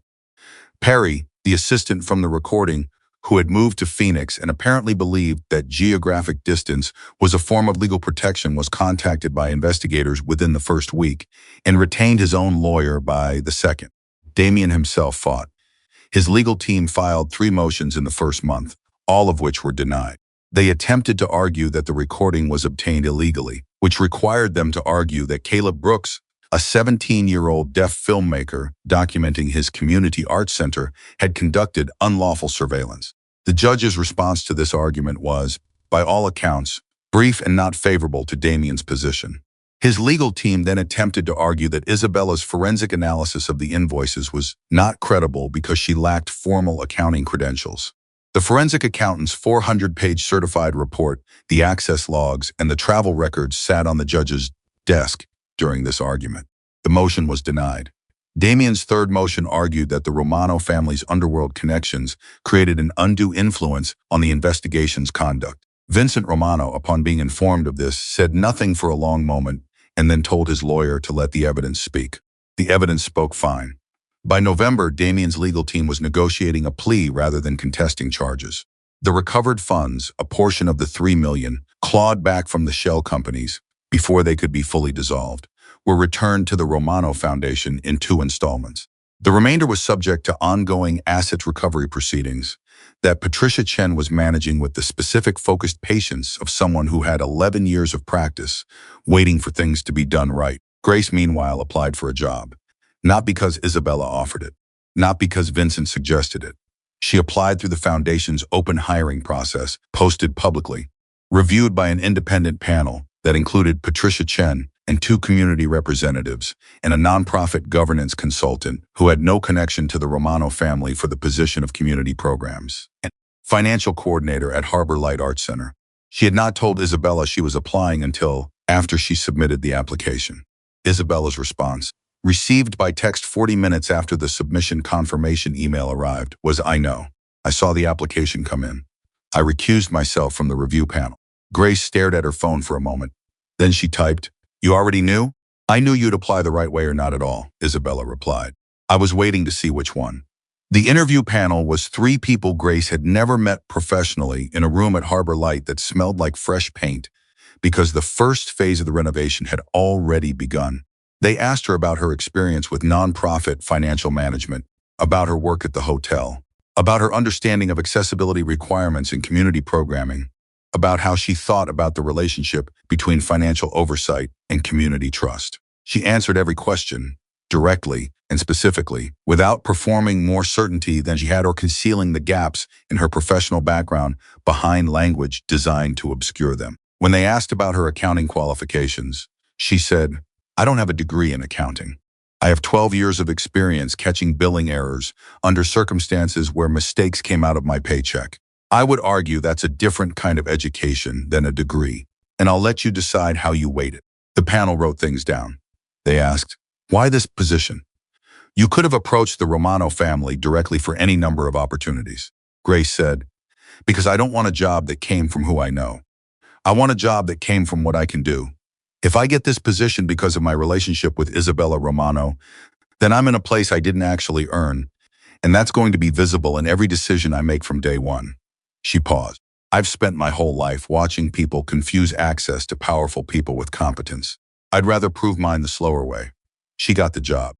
The offer letter arrived on a Thursday by email, and Grace read it standing at her kitchen counter before her coffee was ready. And the number was not large. It was a nonprofit salary for a nonprofit position. And Grace, who had spent 4 years doing math on tight margins, understood exactly what the number meant and what it didn't mean, but it was hers. Earned. Clear. She called her landlord and paid her rent 43 days early.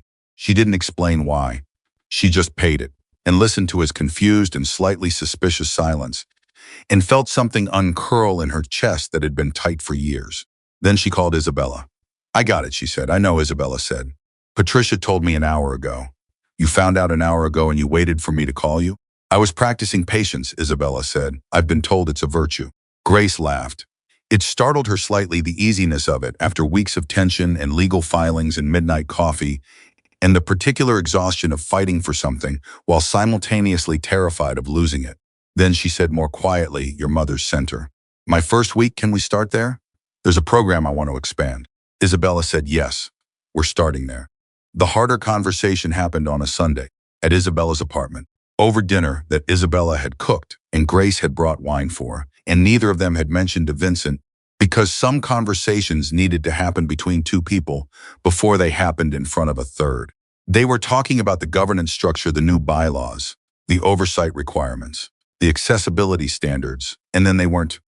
And Grace wasn't entirely sure how the conversation shifted, only that it did. And Isabella was saying something about the years before the gala, before Grace, before anyone had thought to ask. I knew something was wrong, Isabella said. She was speaking aloud, which she did sometimes in private conversations, a choice that was entirely hers, with the finances with Damian. I knew for over a year before the gala. I had suspicions anyway. I had things that didn't add up. Grace set down her wine glass. What stopped you? Isabella was quiet for a moment. I brought it to Vincent once, about 8 months before everything happened. I told him I thought there were financial irregularities. He listened, and then he said he would look into it. And then Damian sat with him for 45 minutes and came out. And Vincent told me it had been a misunderstanding in the reporting structure. She paused. He answered for me, again. He decided what the truth was, without asking me to show him what I had found. Grace held this. Did you push back? I was so tired of pushing back, Isabella said. Simply, without drama. I had been pushing back my entire life. Every conversation, every meeting, every family dinner. Pushing back to be heard. Pushing back to be included. Pushing back to be asked. I had one moment where I was tired, and I let Vincent decide, and that cost the foundation a year of Damian's operation continuing unchallenged. She looked at her hands. I don't tell you this so you'll feel sorry for me. I don't, Grace said. I tell you because I want you to understand what access actually means. It's not just interpreters and captions and advanced materials. It's not having to be extraordinary every single day just to be believed. It's being allowed to be tired sometimes without someone using your tiredness as evidence that you can't manage your own affairs. Grace thought about her mother. She thought about all the days her mother had been extraordinary and all the days she hadn't been, and how the world had treated those two categories of days differently, and how exhausting it was to live at that differential, decade after decade. I know, Grace said. I know you know, Isabella said. That's why I'm telling you. They sat with that for a moment. Outside, Chicago did what Chicago did, the particular hum of a city that doesn't stop for personal reckonings. Then Isabella said, Vincent is trying. I want you to know I see it. He's not just trying, Grace said carefully. He's actually changing. Those aren't the same thing, and he's doing the harder one. Don't tell him that yet, Isabella said. He'll stop working. Grace smiled. You're harder on him than I am. I've known him longer, Isabella said. And that was the truth of it, the complicated, real, human truth of a brother and sister who had been bound together by loss and love, and the specific damage that well-intentioned control inflicts on the people it claims to protect. It was not resolved by an injunction. It was not resolved by a board vote, or a federal investigation, or a public meeting where 300 people finally chose to see. It was the work of Sundays and careful conversations in sign language practiced imperfectly in the mirror, and the slow, specific effort of a man learning that love that doesn't ask is not love at all. Vincent showed up at Grace's apartment that evening uninvited, which she was about to say something about when she opened the door and found him standing there without security, without a suit, in jeans and a jacket that made him look approximately 10 years younger and significantly more nervous. He had coffee, 2 cups. He had asked at the door of her building whether he could come up. The buzzer system at her building required him to ask. He could have texted from downstairs, but he had used the buzzer. Grace noticed this. She let him in. He sat at her kitchen table and wrapped both hands around his coffee cup and said, "Without preamble, Isabella told me about the conversation you had with her, about what she carried alone for a year because I answered for her instead of asking." He looked at the table. "I've been trying to figure out how to apologize for that in a way that is actually proportional to what I did." Grace waited. "I don't think there is one," he said. "I don't think an apology covers it. I think the only proportional response is to not do it again, for the rest of my life. Every time I feel the impulse to answer for someone, to decide for someone, to protect someone from something they didn't ask to be protected from, I stop. I ask. I wait." He finally looked up. "That's the apology. The apology is the behavior, not the words." Grace looked at him for a long moment. She thought about her mother. She thought about every person she had ever watched be answered for. She thought about what it cost and what it freed, and how rare it was for the person doing the answering to understand what they were taking. "That's the right apology," she said. He nodded. His hands moved slightly, not quite a sign, but the shape of one, the word they had practiced, the one he'd spent weeks getting right. "Sorry," held in his hands. Real this time, the way it should have been from the beginning. Grace picked up her coffee cup and said, "Okay, tell me about this ASL class Isabella apparently signed you up for without asking if you wanted it." Vincent said, "She said it was non-negotiable. She's chairwoman of the board. She's allowed to be non-negotiable. I showed up the first day, and there were 4 other people in the class. All strangers. She didn't tell me that part." Grace pressed her lips together very carefully to avoid the smile that was threatening to arrive before she was ready for it. "How was it?" she asked. "Humbling," Vincent said. Then, "Good." They sat in her kitchen in the particular comfortable quiet of 2 people who had been through something together and were now on the other side of it, still figuring out what the other side looked like. The coffee was good. The city hummed outside. Harbor Light's renovation was 3 months from completion, and Isabella was driving the contractors at a pace they would describe as rigorous, and she would describe as appropriate, given the 2-year delay caused by someone stealing her signature and using it to defund the project. And somewhere in Chicago, in a foundation conference room that now had certified interpreters and live captions, and a rule written into the bylaws about who gets to answer whose questions, people were learning slowly, imperfectly, with the specific resistance that real learning always requires, that the most powerful thing you can do for another person is not to speak for them. It is to wait until they speak, and then to listen like the answer matters. Because it does. It always did. The renovation took 3 months longer than the revised timeline, and Isabella did not apologize for it once. She extended the schedule in December in a brief email to the board that stated the structural work required additional time to meet her specifications, and that she would not sign off on a building that did not meet her specifications, and that was the entirety of the explanation. No softening, no hedging, no request for permission. The board approved the extension in 48 hours without a single objection, which Grace privately believed was the clearest possible measure of how completely the room had changed. Grace had been at Harbor Light almost every day through the winter. Her role as community programs and financial coordinator had turned out to mean something different in practice than it had sounded on paper: less coordination of existing programs and more reconstruction of programs that had been systematically defunded and then quietly kept alive by volunteers who refused to let them die. She was rebuilding from the foundation up, which felt appropriate in a way she didn't say out loud but thought about often. Francis was still running English classes. He had accepted a small paid stipend from the foundation with the specific dignity of a man who had been doing something valuable for 2 years without compensation and was not going to pretend the compensation was charity. He shook Grace's hand when she delivered the offer and said, "I would have kept coming either way." Grace said, "I know. That's why we're paying you." He nodded once and never mentioned it again. Margaret had remained as Harbor Light's director, which Grace had been quietly relieved about because Margaret understood the community in the specific way of someone who had stayed through the worst of it and earned the trust that came from staying. They had developed a working relationship that operated mostly through very short conversations and a shared understanding of exactly how much remained to be done and exactly how they intended to do it. Caleb finished his documentary in February. It was 47 minutes long, and it covered Harbor Light from the summer of the previous year through the night of the injunction. And it was the kind of work that made you understand immediately why he had won that student competition. Because it didn't editorialize and it didn't dramatize, and it simply showed things as they were, which was more devastating than any editorial choice could have been. He screened it for the first time in Harbor Light's main hall for an audience of about 60 people, and when the lights came up, there were several people in the audience who needed a moment before they could speak. Isabella told him afterward in sign that it was the most accurate portrait of what it felt like to be present in a room that had decided not to see you that she had ever encountered in any medium. Caleb said in his careful spoken English, "I tried to show what you showed me, what it looks like when someone finally looks." Isabella looked at him for a moment. Then she signed. "That's the whole film right there. You just described the whole film in one sentence. Why is your film 47 minutes? Caleb laughed, real and easy, the way 17-year-olds laugh when they're surprised by something. And Grace, watching from the side of the room, thought, this is what Harbor Light was always supposed to be. This exchange, this specific kind of recognition between two people who understood each other's language.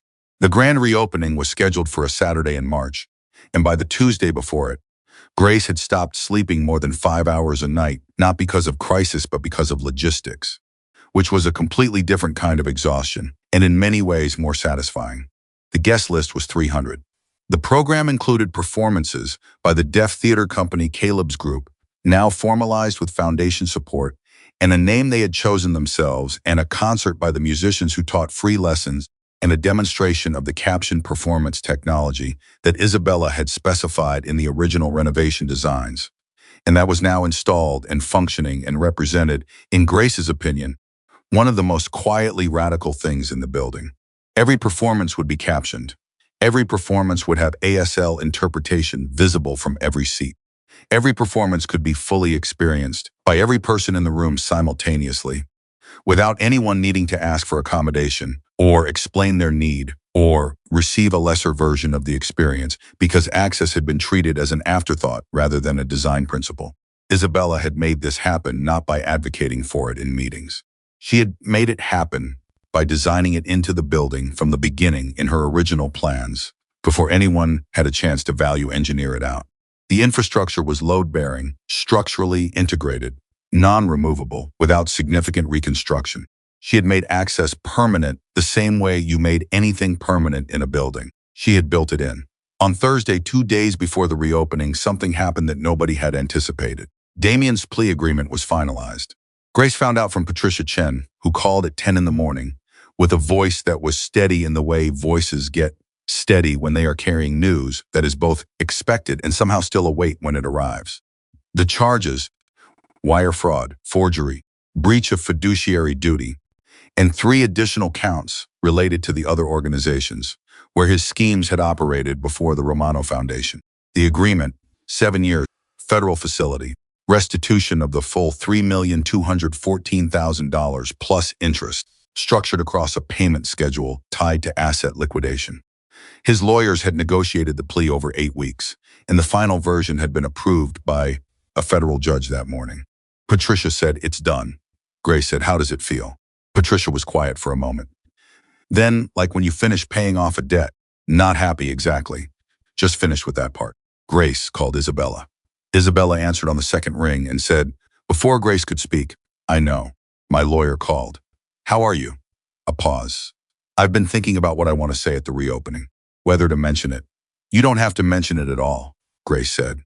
"This is an opening, not a verdict." "I know," Isabella said, "but I think I want to.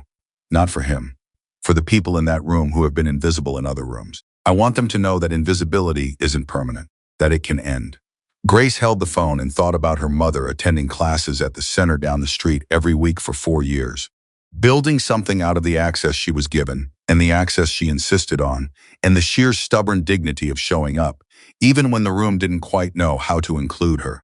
"Then say it," Grace said. "Exactly the way you just said it to me." The day of the reopening arrived with the particular clarity of a March morning in Chicago that has decided, against all recent evidence, to be genuinely beautiful. Grace was at Harbor Light by 7:30, 3 hours before the doors opened, running through the final checklist with Margaret and the two certified interpreters, and the captioning technician and the sound engineer, and Caleb, who had volunteered to handle the video documentation and arrived with 3 cameras and the focused calm of someone who had been preparing for this specific morning for months. The lobby displayed Isabella's architectural plans under glass original drawings, dated and signed, bearing her name in her own handwriting in the lower right corner. Not the foundation's name, not the Romano name, her name. Isabella Romano, architect of record. The framing around the display was clean dark wood, and the placard beside it read simply, designed by Isabella Romano, which was true, and had always been true, and was being stated plainly in a public place for the first time. Grace stood in front of the display for a moment before the crowd arrived.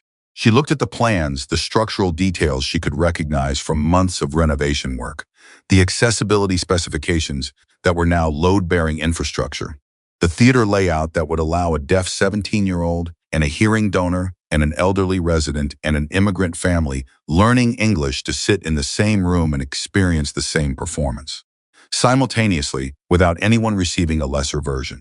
She thought, this is what 2 years of work looks like when nobody steals it. She thought, this is what a voice looks like when it's given room to speak. The doors opened at 10:30. People arrived steadily, neighborhood families who had been attending Harbor Lights programs through the long volunteer-only winter, donors who had received the foundation's new transparent financial reports and responded to them, city officials who had not been at the original gala and were significantly more interested in attending now, reporters including the journalist who had written the original story and had been following the foundation's transformation for months, and Caleb's film students, and Francis's English class students, and the deaf theater company in the audience this time, rather than on stage, watching the morning unfold with the particular attention of people who had been part of the story from the beginning and knew what it had cost.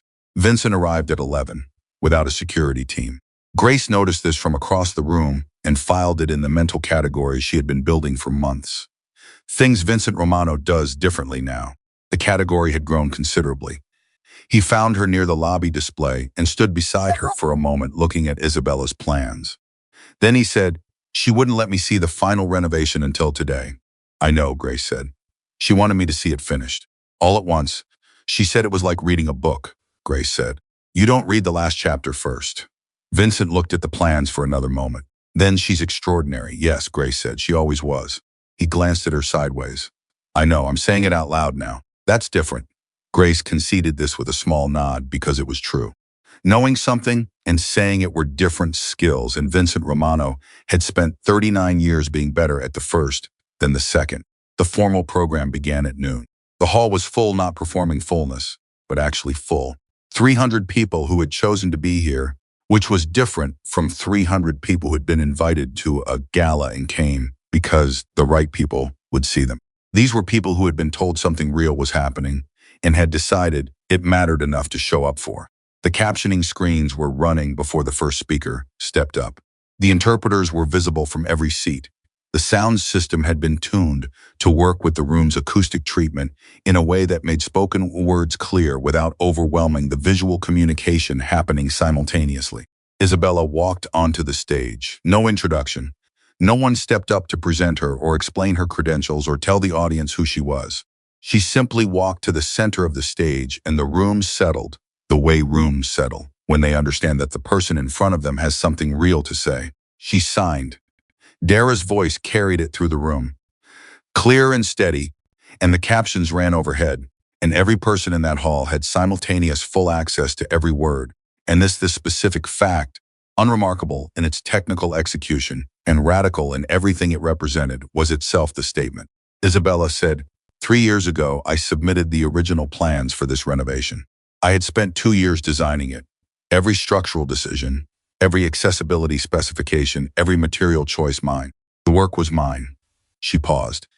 And then someone decided that my silence meant consent, that my absence from the room meant approval, that my name on a document was the same as my voice in a decision. And for a long time, the world agreed with him. The room was absolutely still. Harbor Light is open today, she continued, because a 17-year-old pointed his camera in the right direction.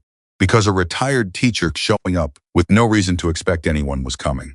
Because a community director stayed in a building with no funding because leaving would have meant admitting that the people this building served could be discarded.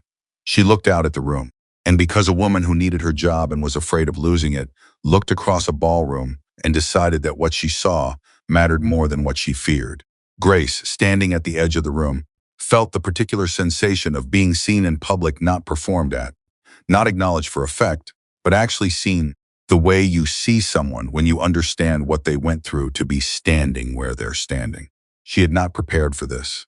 She had not known Isabella was going to say it, and her first instinct, characteristically, was to deflect to look at the floor, to find somewhere else to direct her attention, to do the thing she had done her whole life, which was to make herself smaller in proportion to the space she was being offered.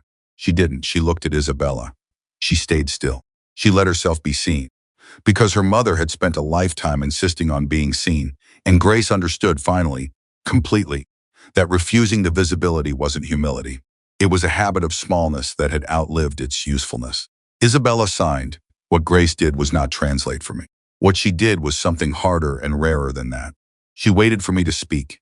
She asked what I needed, and then she stood there in a room full of powerful people, at a job she couldn't afford to lose, and she waited for my answer. A pause that felt longer than its actual length. She waited. That's all. And somehow, in a room full of people who had decided to answer for me, that was the most extraordinary thing anyone did all night.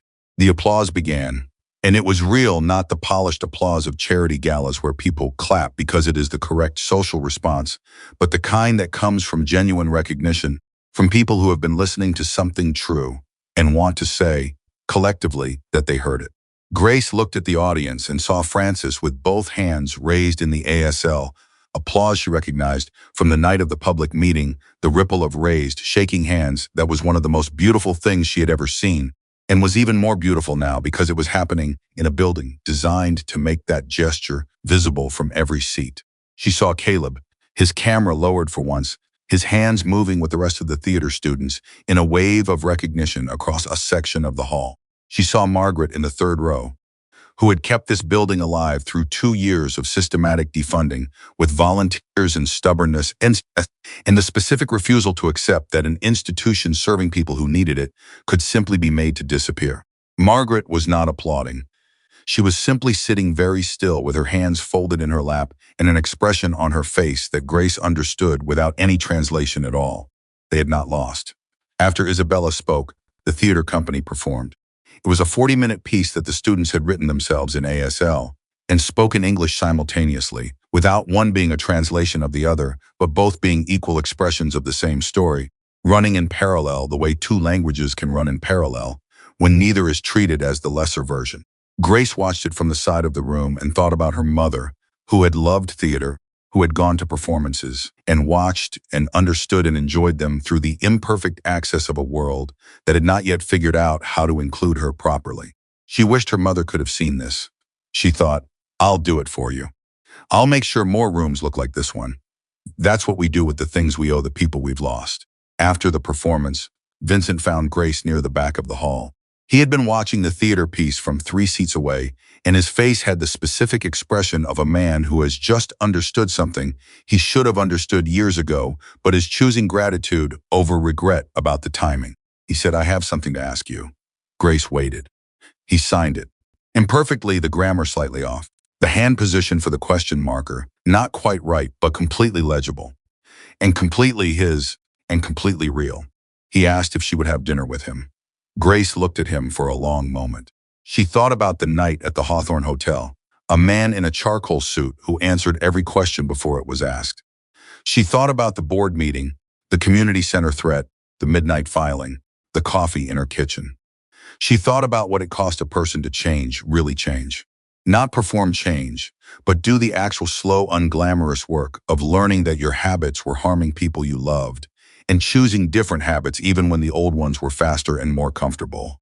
She said out loud clearly, because some things should be said in all your languages at once. Are you going to order for me? Vincent signed back, slowly and carefully, getting the grammar right this time. No, I'm going to ask what you want. Grace smiled, then yes. From the stage, where she had been overseeing the transition to the evening program, Isabella looked out at her brother and Grace, standing in the back of the room she had designed, in the building she had saved, in the community that had never stopped believing it was worth saving. She watched her brother stand still, patiently, with his hands ready and his attention complete, waiting for Grace's answer. She had watched Vincent Romano make people wait his entire life. She had watched him fill silences before they finished. She had watched him answer before questions were complete and decide before choices were offered and protect before anyone asked to be protected. She watched him wait. And Isabella Romano, the woman who had spent 28 years being answered for, the woman who had lost a year of a fraud investigation because the room kept deciding what her silence meant, the woman who had built accessibility into a building's bones so it could never be value engineered out, the woman who had stood in front of 300 witnesses and refused to let her name be used to mean the opposite of herself. That woman stood on the stage of the building she had designed and watched her brother learn the hardest lesson their family had ever had to learn. And she felt something release in her chest that had been held tight for so long she had forgotten it was there. It wasn't resolution. It wasn't completion. Some damage doesn't complete. Some things you carry forward into the next chapter rather than leaving them closed in the previous one. But it was something real, and it was hers. No one had decided what it meant for her. Outside, Chicago continued being Chicago. The lake was still cold. The neighborhoods were still complicated. There were other foundations, with other treasurers who had learned the same lesson Damian had about whose silence was safe to exploit. There were other rooms, in other buildings, where brilliant people were being answered for right now, this minute, while the conversation moved forward without them. There was more work. There was always more work. That was not a reason for despair. It was a description of the job. But in this building, on this Saturday in March, the captions were running, and the interpreters were visible, and the plans on the wall bore the name of the architect who drew them. A retired teacher had a stipend. A teenage filmmaker had an audience. A community director had a functional budget. And a woman who had spent years learning that survival meant remaining unnoticed was standing in a room where the most powerful people present were, finally, genuinely, choosing to listen. Grace Miller had not saved Harbor Light Arts Center. She had done something smaller and more essential than that. She had looked across a ballroom and seen a woman whose voice was being stolen in real time, and she had offered the only thing that actually mattered. Not her words, but her patience. Not her translation, but her willingness to wait. That was her mother's gift, passed down through an imperfect, accent-heavy, deeply real second language, carried into a ballroom in an emerald green moment, placed in the hands of a woman who knew exactly what to do with it. Being deaf is not the same as being voiceless. Poverty is not the same as ignorance.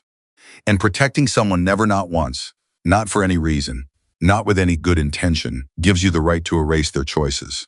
Real respect begins when powerful people stop speaking, and finally, at last, after far too long, learn to wait.